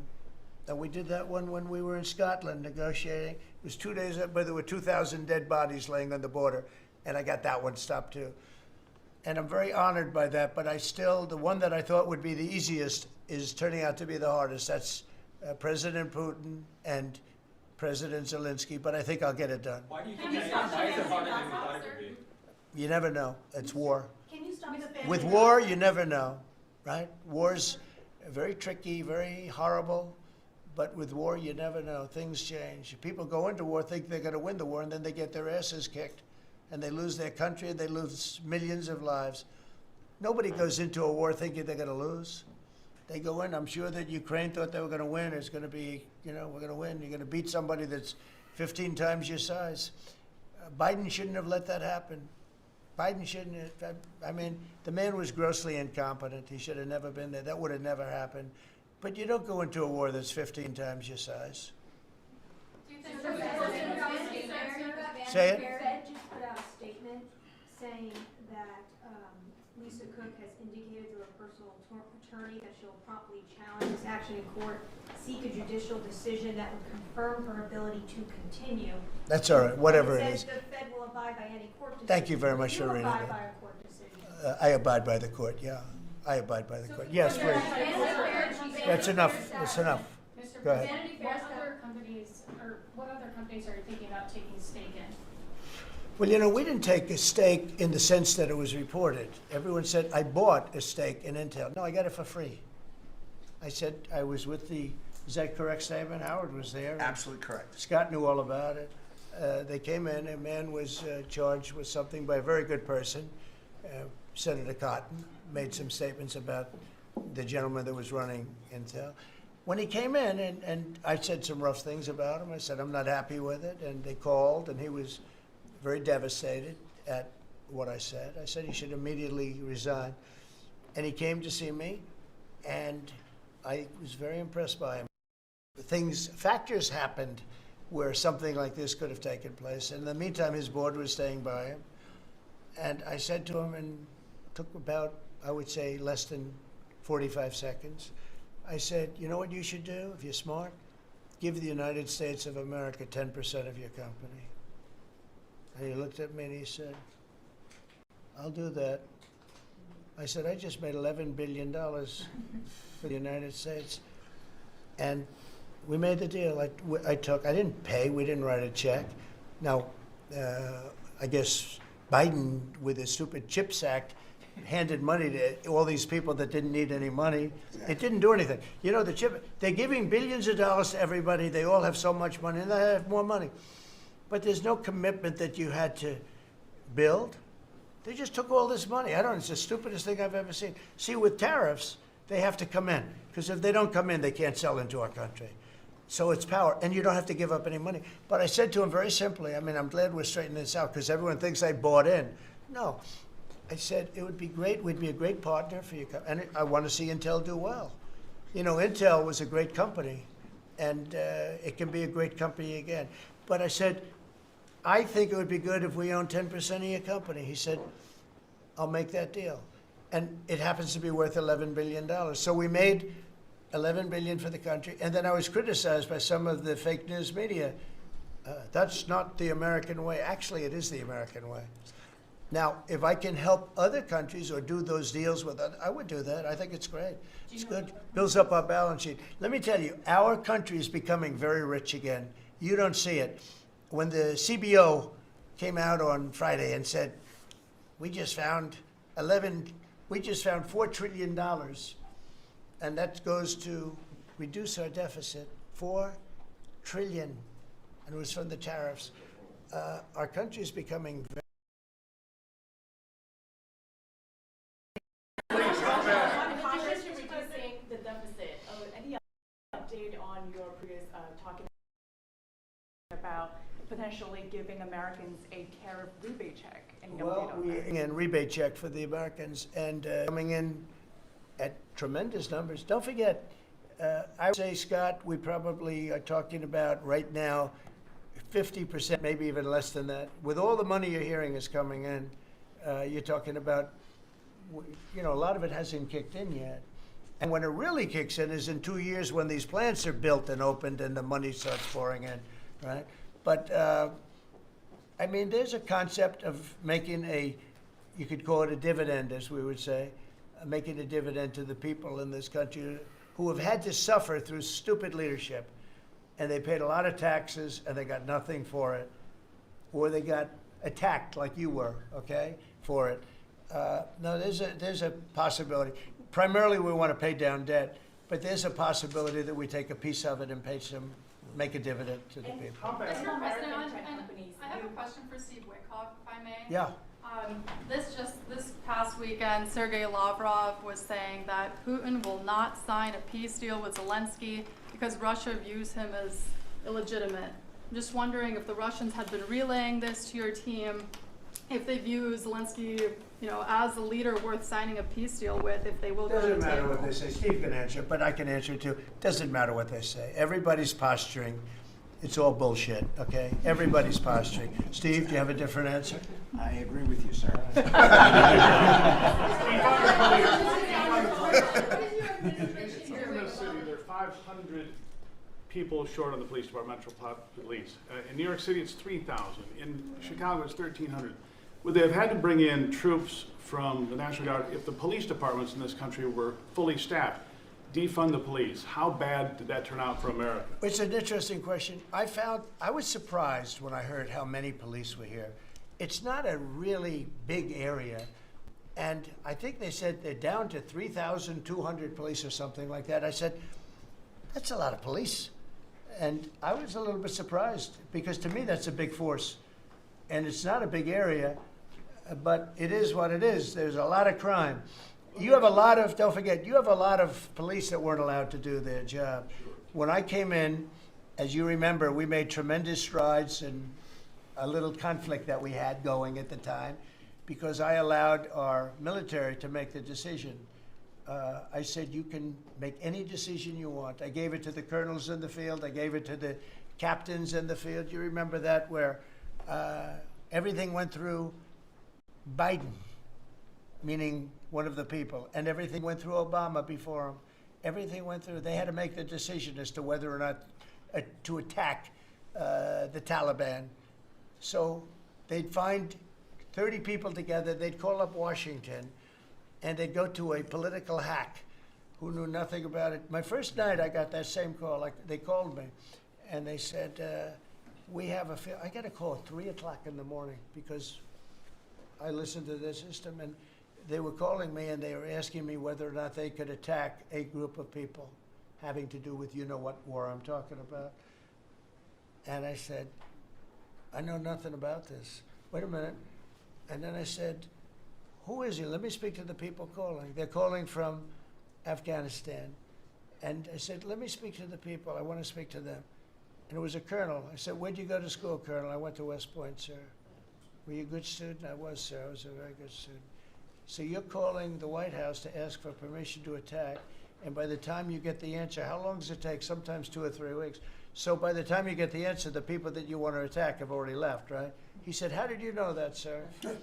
I said, let me ask you, so you're a good student, you went to West Point, and you love the military, right? You make the decision.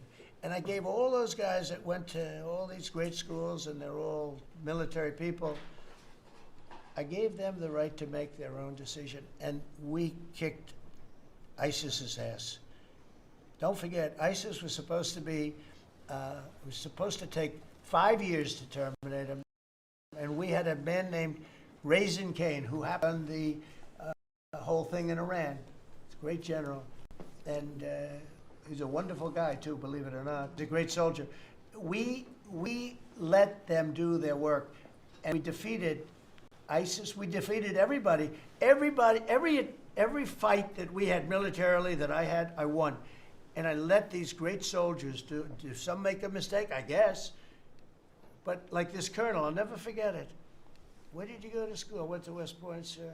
I did ask him a question. I like good students as opposed to bad students. He said, I was a good student, sir. And I said, you do what's necessary. And, I don't want to sound overly vicious, but he wiped out the entire group of very bad people that want to kill us. So you have to let them do their job. In Washington, they're not allowed to do their job, okay? They're not allowed. You have great police. You have great police, but they're not allowed. Hello. Go ahead. On Congress, Mr. President, would you be open to a year-long continuing resolution? I'm always open to whatever is necessary. Here's the problem in Congress. You have Democrats that will never vote for anything. I could say that we're going to lower your taxes by 50%. We're going to guarantee you free cities, safe cities. Nobody will ever get touched, molested, beat up, shot in the head. We're going to give you the greatest country ever. We need your vote. And they won't vote. And they do it in unison. The only thing they do good is cheat on elections and unite. You know why they unite? Not because they're good or they're loyal people. They unite because they're afraid. They're afraid of the radical left. And you can't get their vote. So we have a vote coming up at the end of September. And I think we're going to pass it because we have the majority. And I think almost every Republican will vote for an extension. Because no matter what deal you make with these people, look at Schumer. He made a deal a year and a half ago. And after making the deal, he's been almost run out of the party. He's not the same man. He's not the same man. He's finished. He aged 20 years. He's become a Palestinian, by the way. We call him our great Palestinian senator. But Chuck Schumer, and I wrote him a letter. I said, Chuck, that was really great. Thank you very much. And somebody gave the letter to the press, not me. And he was destroyed because they thought I was being sarcastic, and I wasn't. He made a great decision. It kept our country open. That was a positive. But you can count on almost no vote. I mean, I see things. I'll give you an example of crime. So we're going to pass a bill to stop crime. We may not get one Democrat vote, okay? We may not get one. So when you say continuing resolution, I guess so, and it's going to be passed exclusively by Republicans. Mr. President, why do you use you mentioned in Iowa that you wanted to see some changes to the H-2A visa program for farm workers? Right. You mentioned in Iowa that you want to see changes. Do you want to see that before the fall harvest? Well, I love both groups, and we take care of our farmers, and we also take care of the people that want bad people out of our country. And we're working on something that's going to work really well. We take care of our farmers, but we also have to take care of those people that voted for me because they don't want criminals in our country. And we're working on something where we can take care of both. Mr. President, you were talking about the CBO report that two of your cabinet members were talking about. I remember back on Liberation Day, many of us reporters covered your detractors, people saying that it was going to explode the deficit and therefore explode the debt. Who all has called you to say I was wrong? That's very good. You know the answer to that. Okay, yeah, please go ahead. Governor Pritzker said yesterday that he, at a press conference, that he would encourage nonviolent resistance to the National Guard if they were sent to Chicago. What's your response to that? He said what? That he would encourage nonviolent resistance if the National Guard is sent to Chicago. Look, this guy doesn't know what resistance is or nonviolent resistance is. He's a bad politician. It's amazing. I mean, if he didn't have the money, he wouldn't get any votes because there's no compelling reason to vote for him. The guy's a major loser. But it would be nice if he would call me. I would change my mind immediately. He said, you know, because everybody knows Chicago is a hellhole right now. Everybody knows it. It's not like he's saying, Chicago has much better numbers, right? Well, what's much better? You mean 100 people are going to be murdered? It's going to be much more than that. So I would have much more respect for Pritzker if he'd call me up and say, I have a problem. Can you help me fix it? I would be so happy to do it. I don't love, not that I don't have the right to do anything I want to do. I'm the President of the United States. If I think our country's in danger, and it is in danger in these cities, I can do it. No problem going in and solving, his difficulties. But it would be nice if they'd call and they'd say, would you do it? And we do it in conjunction. Now, we work very well with the police because we naturally get along with the police. So the police and us work really well together, whether the mayor is opposed or whether, you have a really rotten mayor there too. He's got a 6% approval rating in Chicago. And I see black women wearing a red MAGA hat last night on television.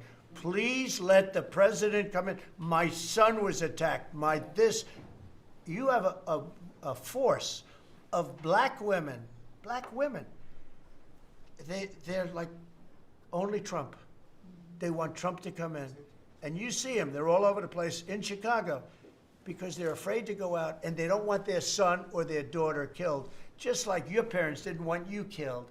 And we have a tremendous, look, it's not about winning elections because we want to have nice, fair elections. It's not politics. We want to see a safe country. You have people that want to see a safe country, and they're great people. You have great people in Chicago. The mayor is at 6% approval. He's an incompetent man. He should have never been put in a position like that. He can't handle it. You have an incompetent governor there. You have an incompetent governor in California, Gavin.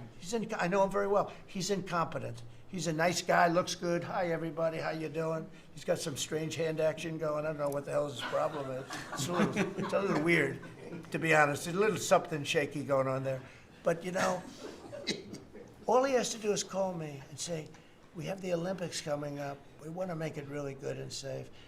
And I'll put some really good, great American patriots in there, and you won't have any problems. Don't forget, it's loaded up with some stone-cold killers, some really bad people, some people that were just born to be bad. They're criminals, bad criminals, dangerous. And we can solve the problem for them very quickly. Very quickly. Okay, you know what I think? I think this. You have not had this happen for 4 years. You sat and you'd ask one question to Biden, and it was always the ice cream question, right? What flavor ice cream do you like best? I like vanilla. And that was the end of the conference. I think now we've done enough. These people are very busy. I want to just thank, this is the greatest, this has never been done before. First of all, a cabinet meeting was sacred. You'd never let the fake news media in. But the fake news media isn't all fake. It's, a lot of it is, but it's not all. I think it's a great thing. I think maybe it's going to be done in the future. I hope it's going to be done. But you really get the word out. I mean, we had, each one of these people spoke. I think each one, if I thought one of them did badly, I would call that person out. I would say, Christy, what the heck are you doing? No, but no, seriously, you have a very talented group of people. They get along, they work along together. And there's something really nice about just, you know, the openness of what we're doing. It's government. It's an open government. That's what we are. And we haven't made too many mistakes. We maybe will, but we haven't made too many mistakes. We've called it right. And I think you can be very proud of your country. We are a respected country again. We are really, right now, respected at the highest level, and we're doing great. And we're a very rich country again, very rich. And that's a good thing, because when we're rich, we can take care of poor. And that's what we're doing. And we're taking care of crime. And I hope, just in finishing, I hope that Illinois, I hope that New York, I hope that California, I hope they call me and they say, I'd love to have you come in and help us out. I will be a totally different person with them. I will respect them for doing it. Thank you all very much. Thank you, everybody.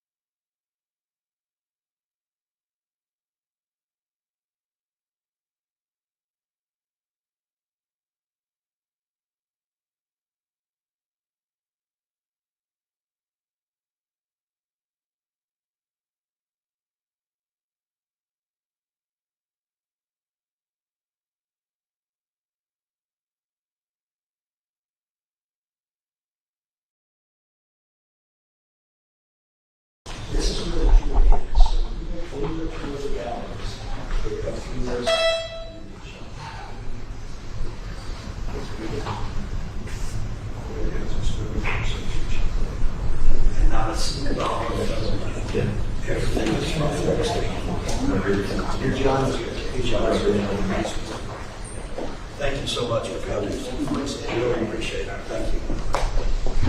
Thank you very much, everybody. We're doing a tour of the store, the new store, and Stuart McLaren is in charge, and he's done a really great job.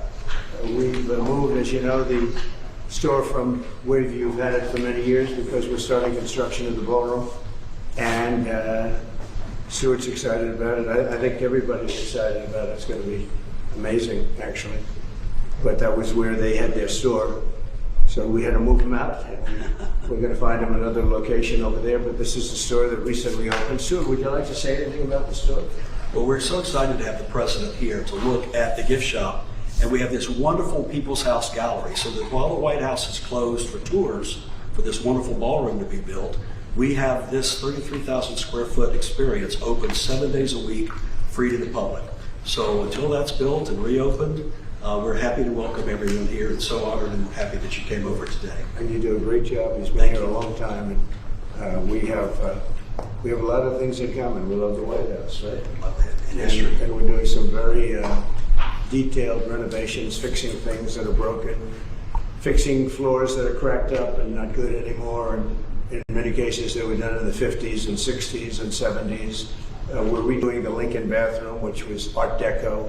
Lincoln didn't have Art Deco around. It was the Harry Truman days. It was a long time ago. I think it was Harry Truman that did it, right? But it's we're making it actually incredible. That'll be done in about a week, 2 weeks. We're making some great improvements in the White House. We're doing it with the money that I give, the salary that I give, and addition. I wish it was only the salary, okay? That would be nice, it was only the salary, but, and the ballroom, as you know, is being donated. It's gonna be a couple of $100 million at least, and it's gonna be something, there won't be anything like it anywhere. We're also looking at doing something on the executive office building because it's such a beautiful building, but it doesn't look it. It's one of the most beautiful buildings anywhere in Washington. I think it's just incredible, but you have to get past the color because the stone they used was really bad color. Then we're looking at doing something very exciting on the executive office building, cosmetic, all cosmetic, to make it, to bring out the beauty because it's one of the, to me, it's one of the most beautiful buildings, but you have to study it to realize how incredible and complex it is. So we have a lot of fun doing this. We're fixing up the city. We're fixing up the White House and the environment of the White House. We're fixing up the whole world. We have great numbers that have just come out. The numbers, the economy is doing incredibly. Billions, trillions actually, of dollars in tariffs are coming in. And maybe most important, we have about close to $17 trillion being invested in the United States. We've never had anything even close to that. And that's in 6 months. So we've done numbers that nobody's ever seen before. And I'm now going over to Kennedy Center. I have some great contractors in my car. I have really great marble contractors and woodworkers. And we're fixing Kennedy Center the way it should be. It was a mess. It's an absolute mess, and the bones are so great. They have marble that is so unbelievable, but it hasn't been polished and hasn't been grouted and hasn't been taken care of. And we're able to use most of it. We're supposed to taking it out. We're able to use it. You couldn't buy, actually it's marble that you couldn't buy. The slabs are so big, white, beautiful slabs. You couldn't buy it today. And we're renovating it. And Kennedy Center within a year will be unbelievable. I think it's got tremendous. We're painting the columns a different color. You know, it's got a fake gold. If you're going to use gold, gold. You know about gold. I love the gold. But if you don't use 24 karat gold, it doesn't look good. And there's never been a paint that imitates it. So we're going to be painting the columns probably a very good white, beautiful white. It'll look beautiful with the white marble behind it. The marble's all being renovated inside and out. So that's where I'm going right now. I have all the marble people with me, and we're going to do that with Kennedy Center. The interior of Kennedy Center is being totally done. The chairs are being replaced or renovated. The stages are being renovated fully. Very good stages, very good sound, great sound if you're lucky. Some opera houses, they spend a lot of time and money if it doesn't have good sound.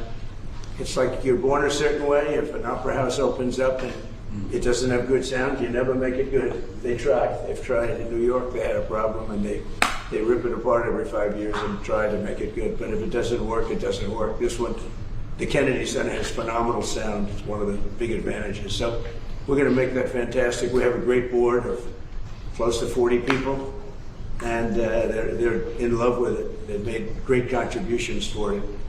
And we'll have that. I think within a year, the Kennedy Center will be finished. We have the awards coming up in December.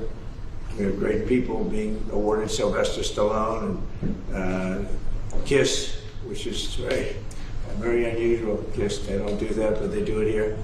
And we have just, you saw Michael Crawford's going to get an award. It is really going to be very exciting. I'm going to be hosting, not that I want to host, I don't want to host, but they've asked me very strongly to host, so I'll host it like I hosted The Apprentice years ago, and we'll do a good job. And we have the awards, I guess, on December something, early in December, we have the awards. Will be on CBS on television. So I just wanted to thank you. Do you have any questions? President Trump, you going to fire Lisa Cook, the Fed governor, over her? Yeah, I'll fire her if she doesn't resign. Yeah. What she did was bad. So I'll fire her if she doesn't resign. Mr. President, have you been briefed on the FBI raid of John Bolton? No, I don't know about it. I saw it on television this morning. I'm not a fan of John Bolton. He's a real sort of a lowlife. When I hired him, he served a good purpose because, as you know, he was one of the people that forced Bush to do the ridiculous bombings in the Middle East. Bolton, he wants to always kill people, and he's very bad at what he does. But he worked out great for me because every time he doesn't talk, he's like a very quiet person, except on television. If he can say something bad about Trump, he'll always do that.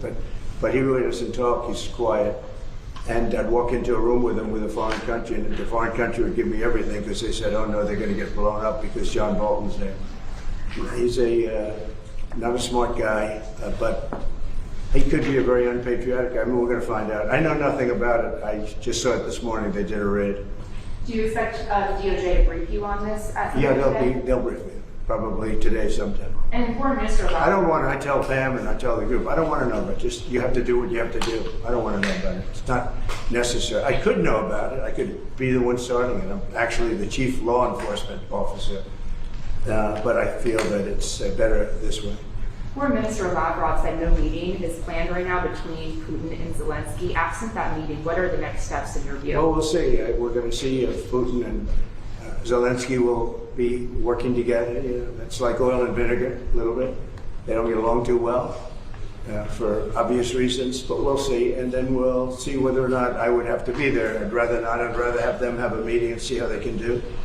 But in the meantime, they continue to fight and they continue to kill people, which is very stupid because they're losing 7,000 people now. I used to tell you 5, now they're losing 7,000 people a day. 7,000 people a week. They're losing, think of that. They're losing 7,000 people on average a week, mostly soldiers. So we want to see if we can stop it. I've stopped 7 wars.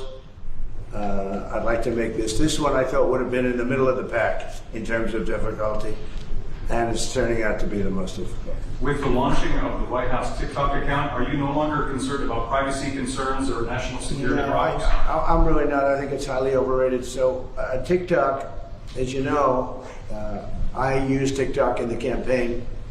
Somebody gave me, we had TikTok Jack, a young guy named TikTok Jack. Then I won the young people by 36 points. No Republican ever wins the young people, and I won it by a lot. And I'm a fan of TikTok. My kids like TikTok. Young people love TikTok. If we can keep it going, good. And we're going to watch the security concerns. And we have buyers, American buyers. We have American buyers.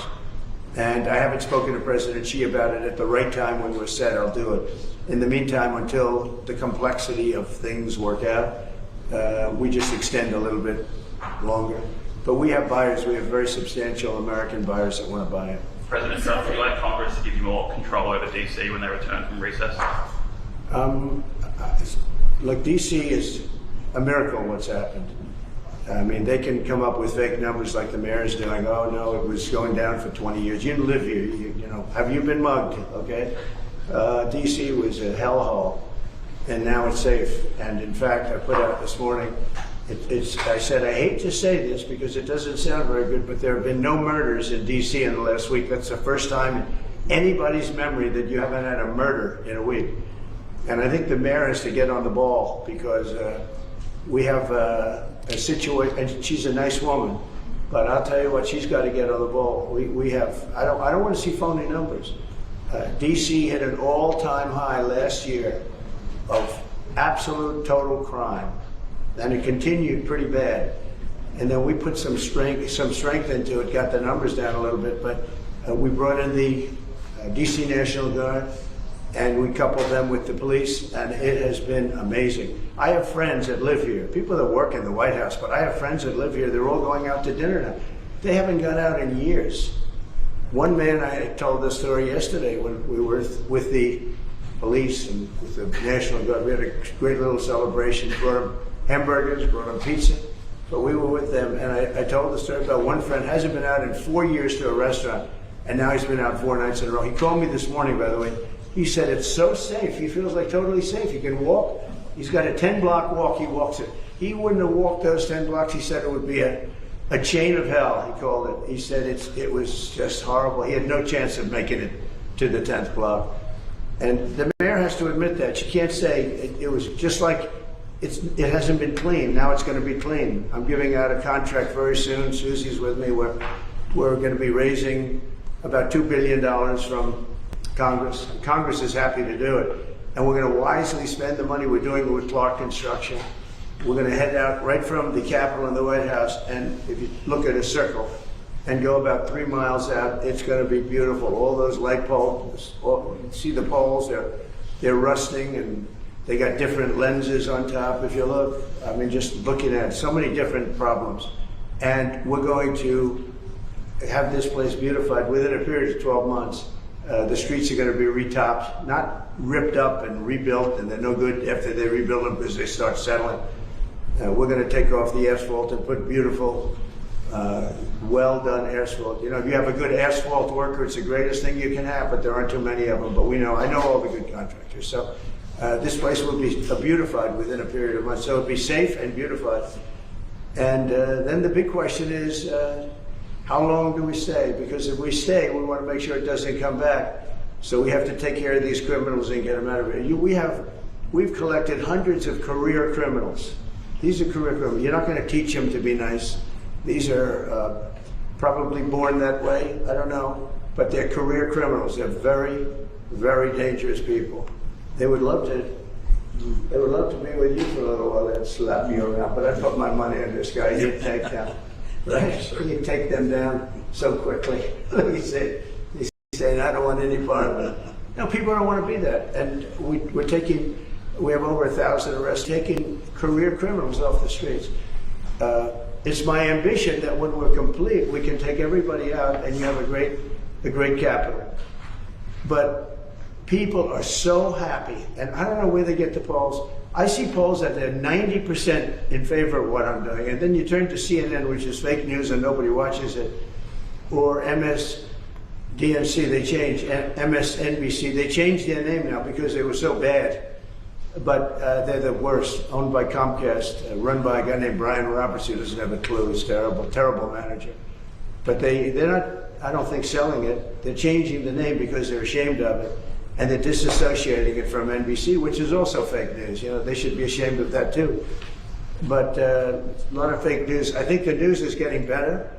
They're learning that they have no credibility. ABC, CBS was just sold to a great person that I know very well, a great man actually just bought CBS, and I think he's going to do the right thing with it. NBC is run terribly by Comcast. I call it Comcast because it's a whole con. And you're going to see some things happening. I think you're going to see some just amazing things happening. But to me, DC is very exciting. And a lot of people say, well, where's it going from there? Well, I have calls from politicians begging me to go to Chicago, begging me to go to New York, begging me to go to Los Angeles. And if we didn't go to Los Angeles with Newsom, they run it so badly, I don't think we would have been able to have the Olympics. They would have ripped down that city. We went there and it stopped day one. And the chief of police in Los Angeles, when they asked him the question, he said, thank God they came, because we could not have handled what was happening. We went in, we stopped it, and that was it. So they needed help. They don't like to say it. I wish they'd say, I need help. I wish the mayor of DC would say, you know, we're overreached, saying the stats are down. I mean, they're under investigation now for fake numbers, where they fudged the numbers. And they did. This all work. 100 trend for 20 years. We are going to make DC totally safe. when people come from Iowa, Indiana, all of the beautiful places, and they're not going to go home in a body bag. They're not going home in a coffin. And it's very safe right now. There's been no murders since I started. And, you know, it's a terrible thing to say. Who would think that you have to say that there have been no murders? It's terrible. I wrote it this morning. I said, it's hard to say this, but it's actually good news, but it's a hell of a thing to say. There have been no murders in the last week. And nobody can remember the last time that this happened. And there won't be murders because all the thugs are hiding, or they're being sent back to their countries, or they're in jail. And it'll only get better. But we're also doing the beautification, and I just wanted to see the store because they have done a fantastic job. It's memorabilia, it's beautiful books and beautiful everything. It's really, I think the fake news ought to go in and buy some stuff and make happy. I'd pay it, but then you say I'm trying to pay you off, so I don't want to do it. I'd pay the price, but if I did that, Margot, they'd say, he's trying to pay us off, and with the fake news, we can't be bought off. So anyway, so I just want to thank you all. We're going now, and I don't know if you're following. Are you following? We'll have a stop at the really beautiful, what will be beautiful. Right now, I can't use bad language, but it's been so badly run. And they built these cubes outside, and there's stairways that go down to little rooms that nobody uses. It's so crazy what they did. They spent hundreds of millions of dollars. It's like throwing money out the window. They built cubes. All it does is block off the view. So I'm either going to use those cubes as a platform. You know, they go down to little stages, but nobody uses it. And we're taking care of our big, beautiful stages that people really want. And we have artists from all over the world wanting to come. I think we're signing the World Cup. The World Cup's going to have its primary office in the Kennedy Center. And again, I want to thank our board of the Kennedy Center. They have been absolutely incredible. But you may get a chance to see what we're going to do a little bit. I'll show you beautiful slabs of marble that, for the sake of cleaning and grouting, would look like they got put in yesterday by a top marble smith. So I want to thank you all, and I'll see you in 15 minutes, okay? Mr. Thank you. President, Thank they you just very much. declared famine in Gaza. Is something you can do about it? What a nice group. Thank you. Thank you. Got to be very careful. You don't want to slip or fall like somebody else, you know. We don't want that to happen. Where are we going, Margot? Over here? Hello, everybody. It's great to be with you. You guys are doing a fantastic job, and gals doing an amazing job, and we appreciate it. And the numbers are down like we wouldn't believe, but we believe it. Where do I stand here? Right where? Okay, hello. It's a healthy, attractive-looking group of people. It's good. Well, I just want to thank everybody very much for being here. I wanted to do this. We've had some incredible results. The results have come out, and it's like a different place. It's like a different city. It's the capital. It's going to be the best in the world. We're going to do what you're doing with law enforcement, and very importantly also, we're going to physically do it. We're going back to Congress for some money, and we're going to redo a lot of the pavement, a lot of the medians, a lot of the graffiti's all coming off real fast. It's going to come down real fast. We're working with Clark Construction. They're one of the big ones. They're the biggest here by far, actually.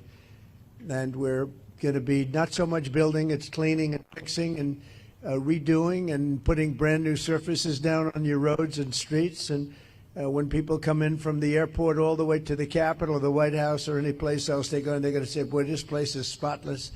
So we're doing that. Most importantly, though, we're going to have a crowd of people that are going to be happy. You know, I've received more phone calls from people in the last 4 days than I ever have. I've been here now 4 years plus. And by the way, I think we had about the best 7 months, they're saying, that any president's had. We've done a lot of work. We've done a lot of good work, including the biggest tax cuts that you've ever had. I know you guys don't care about taxes, so you don't care about saving a little tax, but you saved a lot of tax, actually. But we've had a great period of time. But I've never received so many phone calls thanking me for what we've done in Washington, D.C., from people that haven't gone to a restaurant literally in 4 years. And they said, you know, what you've done it's unprecedented because what they said it was just unsafe. We couldn't do it. We'd go out and you'd see the stories, you'd read the stories, you'd see all of the things that are happening, and they said we couldn't stand it, sir. And now I take my wife and my kids to dinner. One of them said he's gone out 4 nights in a row, and he hadn't gone out for 4 years. So it's a great tribute to you. And when I look at you people, I understand why, because there's no games, right? We're not playing games. We're going to make it safe. And we're going to then go on to other places. But we're going to stay here for a while. We want to make this absolutely perfect. It's our capital. And I guess it used to be many years ago safe, but it's certainly not had a very good run. And you got to be strong. You got to be tough. You got to do your job. Whatever it takes to do your job, you got to do your job. But the crime numbers are way down. I'm looking at, you saw some of the stats. They just read them out to me inside. The numbers that we haven't seen here ever, actually ever. And I think it's probably, right now, to me, I feel very safe now, and I'm hearing people are very safe, but I know within 2 weeks it's going to be, Pam, it's going to be at a level that's even far superior. So I just wanted to thank you all. You're doing incredible. You're incredible people. You make the country run, frankly. You make the whole place run. We're going to have the best Capitol ever. We're going to have it's going to look better than it ever did. Even at the White House, I'm building a ballroom. They've been after a ballroom for 150 years, but they never had a real estate guy as a president. You know, I've done a lot of ballrooms, and we're going to make this one the best of them all. But we're doing a real job. As far as the country is concerned, we're respected again. We had a country that was laughed at a year ago. They thought they couldn't understand what was happening, and it's about leadership. But we had a country that was a dead country in many ways. I went to Saudi Arabia. I went to Qatar. I went to UAE. We came back with $5.1 trillion of investment in this country. And we're over 17 trillion. Now, a lot of you don't know what that means, and nobody knows what it means because it's never happened before. In 5 months, because really it's a 5-month, even though we're here 7, but we started 5 months ago in terms of investment, and we have, because they see what's happened to our country, we're going to be over 17 trillion with a T, dollars of investment. There's never been anything close. If we did 1 trillion in a year, and we're talking about over a 5-month period, maybe 6 months if you look at it, but over $17 trillion. We're building plants, auto plants, AI plants, all sorts of plants all over the country. I'm giving them the right. Lee Zeldin's done a fantastic job. We're giving the right to build electric plants. They become almost like a public utility because we have old grids. We have a lot of stuff that's old. We wouldn't be able to compete with China AI. And now we're totally leading the AI race and the artificial intelligence. It's a big deal. And it's the hottest thing there is for probably in 35, 40 years. It's a lot of people don't know what it is. Just trust me, it's very hot. It's big. But they need massive amounts of electricity. They need more electricity than we have right now in the whole country servicing everything. In other words, we have to at least double it up to be competitive and to be leading. And we're more than doubling it up. And what I'm doing is I'm letting all of these very rich companies, and they've got nothing but they got a lot of money, and they want to invest it in the United States, and they're building big plants, but they're building electric plants with it. I said, you build your building, and these are buildings that cost 30, 40, 50 billion dollars when you include everything that's inside, all the technology. I said, I'm going to let you build electric plants to fire your own electricity, and anything that you have left over, you sell it back into the grid. So all of these big factories that are being built are building their own electric plants fired by oil and gas. They're not fired by wind, by the way, because wind doesn't work, but we won't say that. It destroys everything. It looks terrible. It's a very expensive form of energy. And we're not doing wind. We're going back to fossil fuel. I hope not too many of you people are going to be upset, but we have to go back to what works. We can't be foolish. But we're building massive electric plants all over the country. The companies are building, and then they sell it back into the grid. But we're building numbers that nobody's ever seen. We're auto plants. We have many auto plants going up, whereas during the last 4 years, as you know, we had like none. People weren't investing here. So where they weren't investing and they were leaving, but I just finished by saying this. So I was with the King of Saudi Arabia. I was with all of the NATO leaders a couple of weeks ago, and they are putting up not 2%, but 5%. They said 5% of GDP. That's a lot of money. They'll have trillions of dollars put up. They were putting up 2, but they weren't paying it. Now they're putting up 5, and they're all paying it. And they all said the same thing. They said, 1 year ago, your country was dead. We never thought it was coming back. And now you have the hottest country anywhere in the world. These are the leaders of other countries, the prime ministers and the presidents, every one of them said essentially the same thing, said we had a dead country, and we were. We felt that way, and we were. And this place was emblematic of it with the crime, the horrible crime. And, you know, I watch these phony reports. Oh, we were on the way back. They weren't on the way back. It was worse than ever just a short while ago. But now it's going to be, I think now, right now, it's better than it has been in years. And in a couple of weeks, it's going to be even far better than that. And everybody's safe now. Everybody feels safe. And they're all coming in. And people are now coming in. They're making reservations to come in. They want to be in Washington, D.C. One of the things we're going to be redoing is your parks. I'm very good at grass because I have a lot of golf courses all over the place. I know more about grass than any human being, I think, anywhere in the world. And we're going to be regrassing all of your parks, all brand new sprinkler systems, the best that you can buy, just like Augusta. No, it'll look like Augusta. It'll look like, more importantly, Trump National Golf Club. That's even better. But we're going to have all brand new, beautiful grass. You know, like everything else, grass has a life. Do you know that? Grass has a life. You know, we have a life and grass has a life. And the grass here died about 40 years ago. So we're going to be rebuilding all of your parks, and it's going to happen fast. It's going to go up like a miracle. So you do the job on safety, and I'll get this place fixed up physically, and we're going to be so proud of it at the end of 6 months. But let's say at the end of a year, this place will be maxed out in terms of beauty. You'll have all new surfaces. You'll have all new medians. Everything's going to look beautiful. A lot of your signs are going to be taken down. They've been up for 40 years. They look like hell. They're barely standing up. They're falling off their holders. And we're going to have all new everything. And I want to just thank Doug for doing such an incredible job. You've been unbelievable. You're a popular guy. No, he's an amazing guy. He's an amazing guy. Everybody love him. We love you. And his wife is so incredible. But thank you very much. I appreciate it. And Pam, thank you very much. What a job. People don't realize, they're going to see she'll go down as the greatest Attorney General we've had. I really mean it, too. And where's my Christy? You dear. Thank you very much. She's been incredible. And she can ride a horse like nobody. She gets on those horses. She rips those horses around.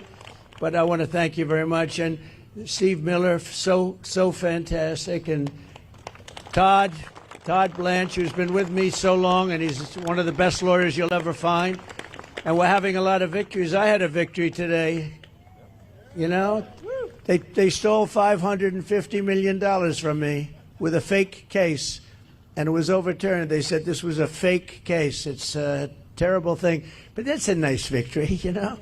I mean, it's not bad. You know, we all have our limits, but this was a terrible thing that done. It was a witch hunt, and I've had more witch hunts than any human being, I think, in history. And here we are with the President of the United States, so it didn't work out too well for them, but maybe now it's turned a little bit. These are very dishonest people. We have to fight. We have to win because we have to win. And you people are winners, and I just think it's such an honor to be with you. And we're going to make Washington, D.C. great again. We're making our country great again. The country is very close to being great. When they say it's the hottest country in the world, they mean it. And this Capitol is right now, after 4 days, 5 days, it's at a level that you haven't seen in a long time, and it's all because of you. So I want to thank you all very much. It's an honor to be with you, and we'll always be with you. We're going to be with you for as long as I'm around. You're going to be treated. There's nobody more important, and thank you all very much for being here. Thank you. Thank you very much. Doug, would you like to say something? Please. Thank you, everybody. President Trump, on behalf of everybody that's here in law enforcement, I think I absolutely want to extend gratitude to you, because under your leadership, you're bringing back respect for this profession. I know that wherever you go, and some of these folks know, wherever you go in the country, whenever I've been with you, backstage before you speak, Who do you get a picture with? Local law enforcement, the federal folks that are there. You have always, in turn, your entire life supported law enforcement, and that makes a difference. These people know that. And the other thing, of course, for everybody here, President Trump's ended 6 wars. He's brought taxes down, regulations down. He's brought record foreign investment like he was talking about. He's done all of those things in 6 months. But what does he really care about? You hear him talk about the wars. He wants to end the killing. And here in D.C., he wants to end the killing. He wants to end it in every city in America, because if we're the greatest country in the world, you shouldn't be afraid to be able to go out for dinner. He cares about the people that live in this city and in every city, and that's why this is happening right now, and this is what leadership looks like, that in a matter of a week, this is a message to every city in the country, and it's a message to every capital in the world that America, the greatest country in the world, is going to have the most beautiful capital and the safest capital in the world because of all of you. So thank you, everybody that's here tonight. Thank you, President Trump, for making it all possible. Thank you very much. Thank you. Pam? Thank you all. President, I'm looking at all these faces. They're out here every single night. I'm getting to know everyone on a first-name basis. All of our great Metro PD, General Blanchard with the Guard, all of our federal agencies are out here, our amazing Park Police. They are working hand in hand to make D.C. safe. They're out here working midnights every night because they love our country, they love our city, and they love you. They're all telling me that. Are we going to get to meet look at them getting a thumbs up. They're all out here going, are we going to meet the president? I told you. So, and I think you brought some food for him, didn't you, President? So we have great hamburgers cooked by the White House, and we have pizza that I said don't do it in the White House because we went to a place that makes the best pizza. So we'll concede. But we have a lot of it, so we're going to have some fun. We'll eat, and I'll eat with you, and we're going to have a little fun. We're going to celebrate, but then we're going to get back to work, and we're going to take care of these criminals. We're going to put them where they have to be. You're going to say, don't play around with us. Don't play around with us. So let's go have something to eat. You're going to like the hamburgers? Would you rather have hamburgers from the White House or pizzas from a good place, huh? I think you want, they want the hamburgers. Have a good time, everybody. Thank you very much. Christy, thank you very much, darling. Thank you, everybody. Thank you.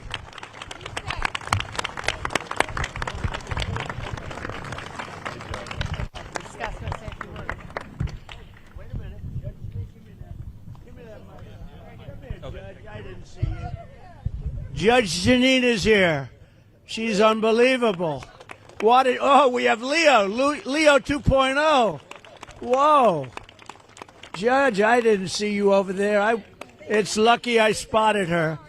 It's lucky I spotted her. I would have been in big trouble. And Leo, Leo 2.0, we love Leo. He's a great prosecutor, that's for sure. They both started off really as law enforcement and top lawyers and judges and law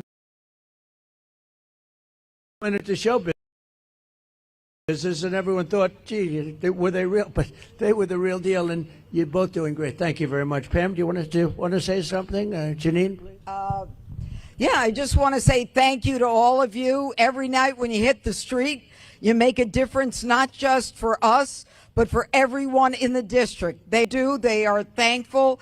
And I am making sure that we back the blue to the hilt.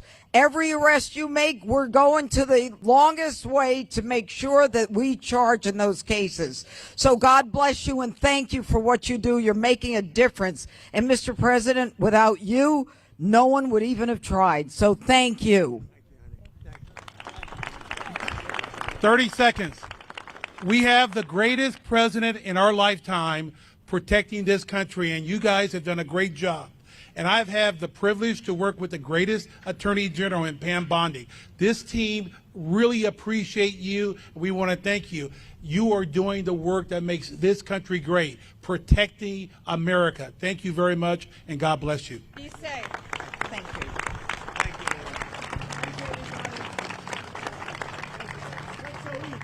Let's go eat. Come on, let's go. Thank you. Thank you.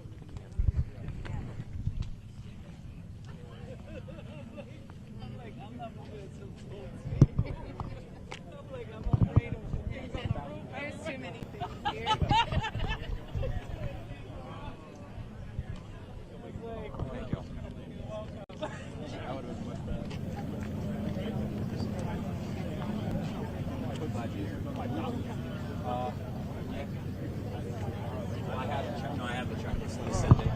that in your news. You have to do it.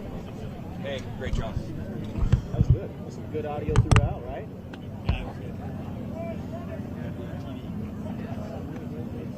I had to go out there and get the mic back.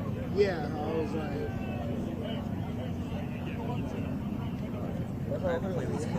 Oh!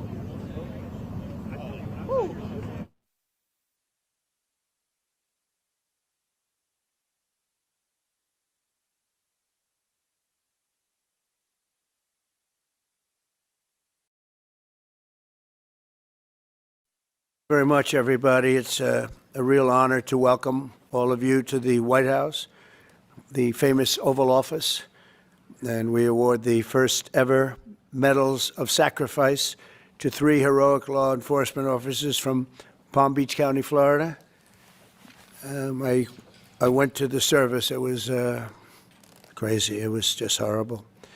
Earlier today, Congressman Brian Mast, who's right here, introduced a bill to ensure this new medal will be awarded to any law enforcement officer or first responder who gives his or her life in the line of duty. I also want to recognize Laura and Eric Trump for their work to make this medal reality. Thank you, Laura, and thank you, Eric. Appreciate it very much. Thanks as well to Attorney General Pam Bondi, who's with us. Pam, thank you very much. I appreciate it. So busy. She's so busy, but you wouldn't miss it. Secret Service Director Sean Curran. Sean, wherever you may be. Hi, Sean. Congressman Byron Donalds, State Representative Meg Weinberger, and Dan Newland. Thank you. Thank you, Dan. Thank you, everybody. Thank you, Byron. Thank you, everyone.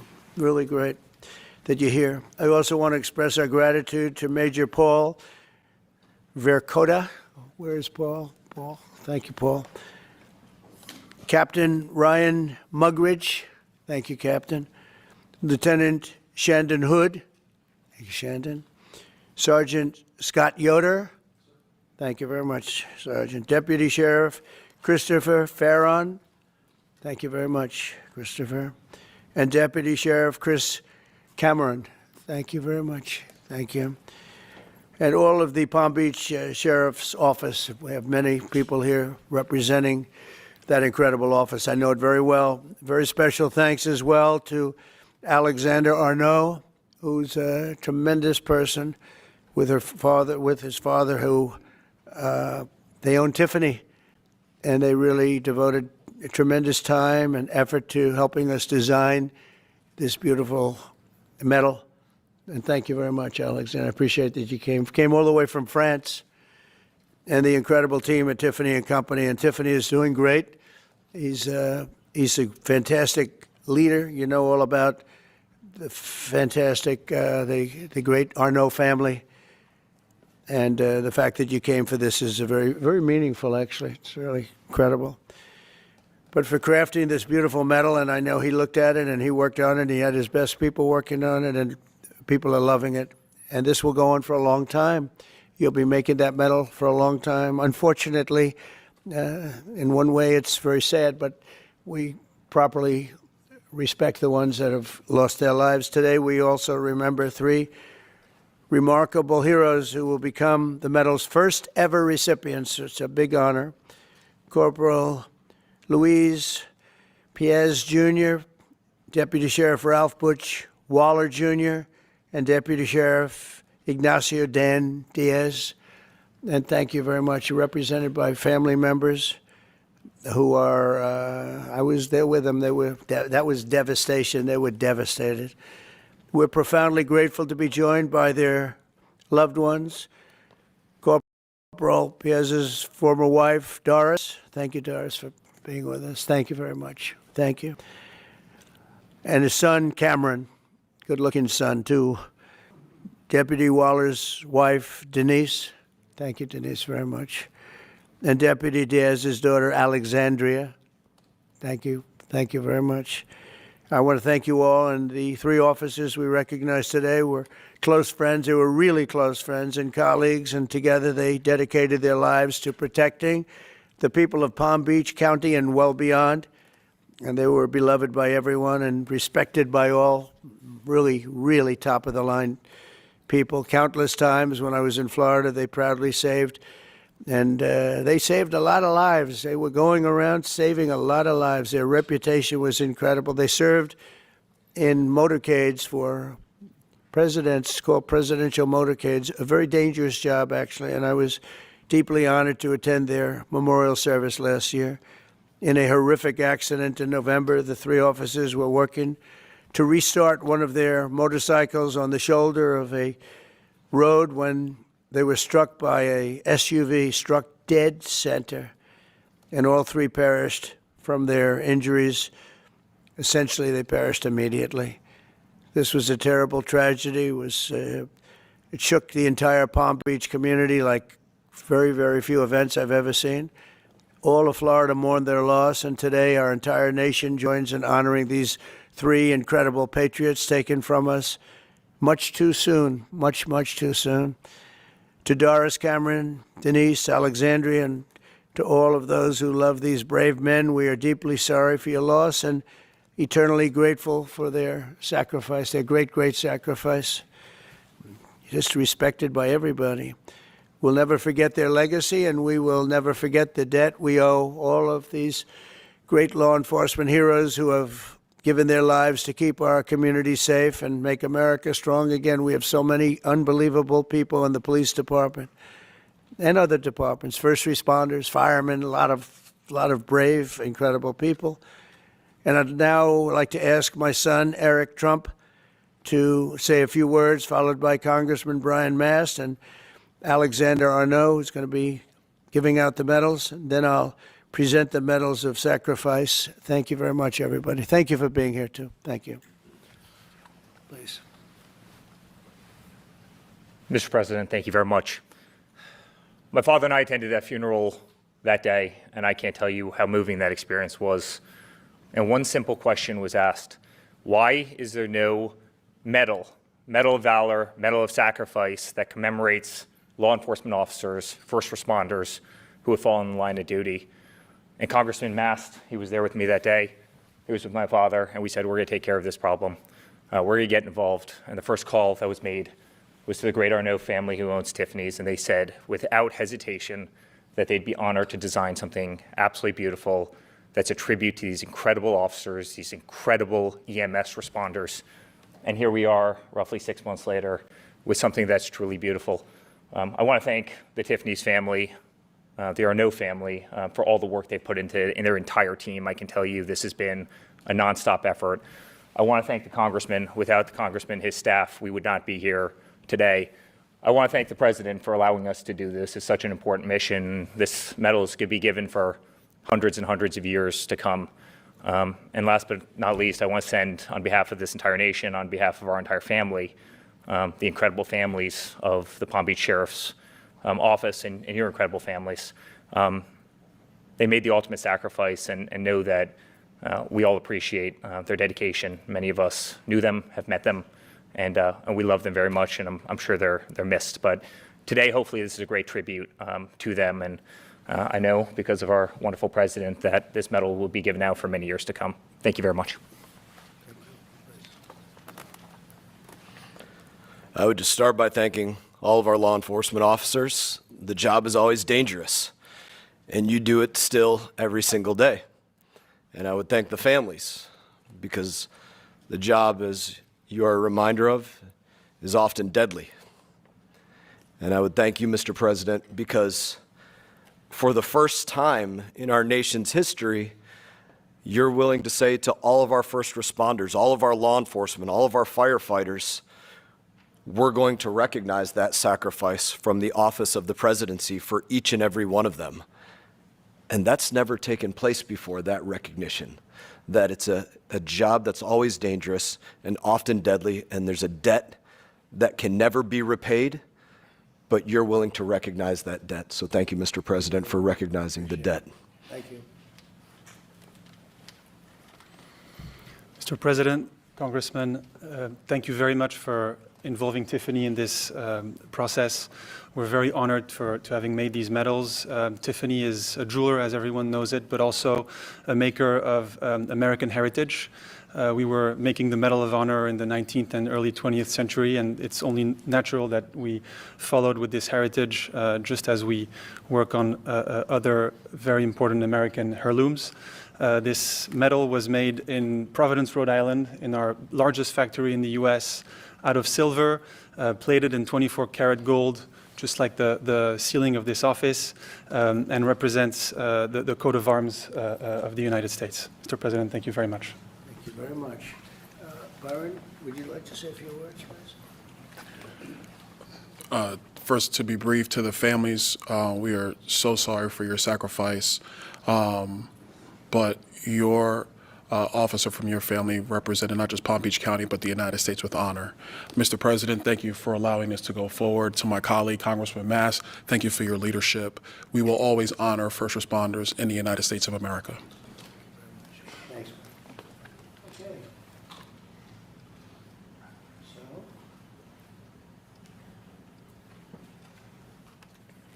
you want to help us out Other with side. this? You're the one that made it. That's beautiful.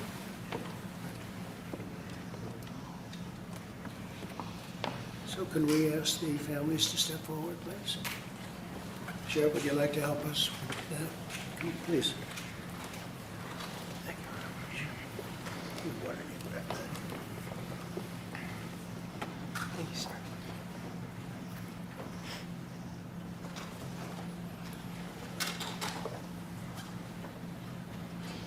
First families. Thank you, sir.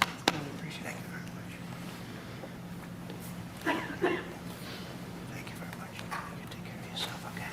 Thank you very much. Sheriff, thank you. You'll help us. Okay, I'm going to stand right over here. Okay.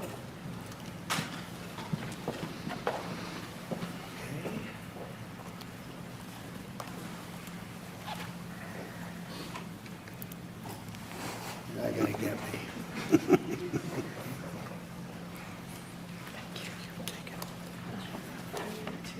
Oh, thank you. That's thank you very much.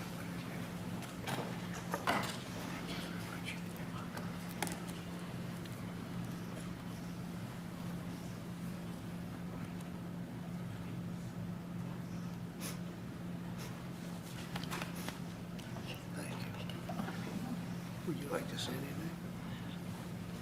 I would like to thank you very much for honoring my husband and his brothers and for what you do for the country and making this so very special for them and for all the people to come. It's a club you never want to be in, No. but you've honored them.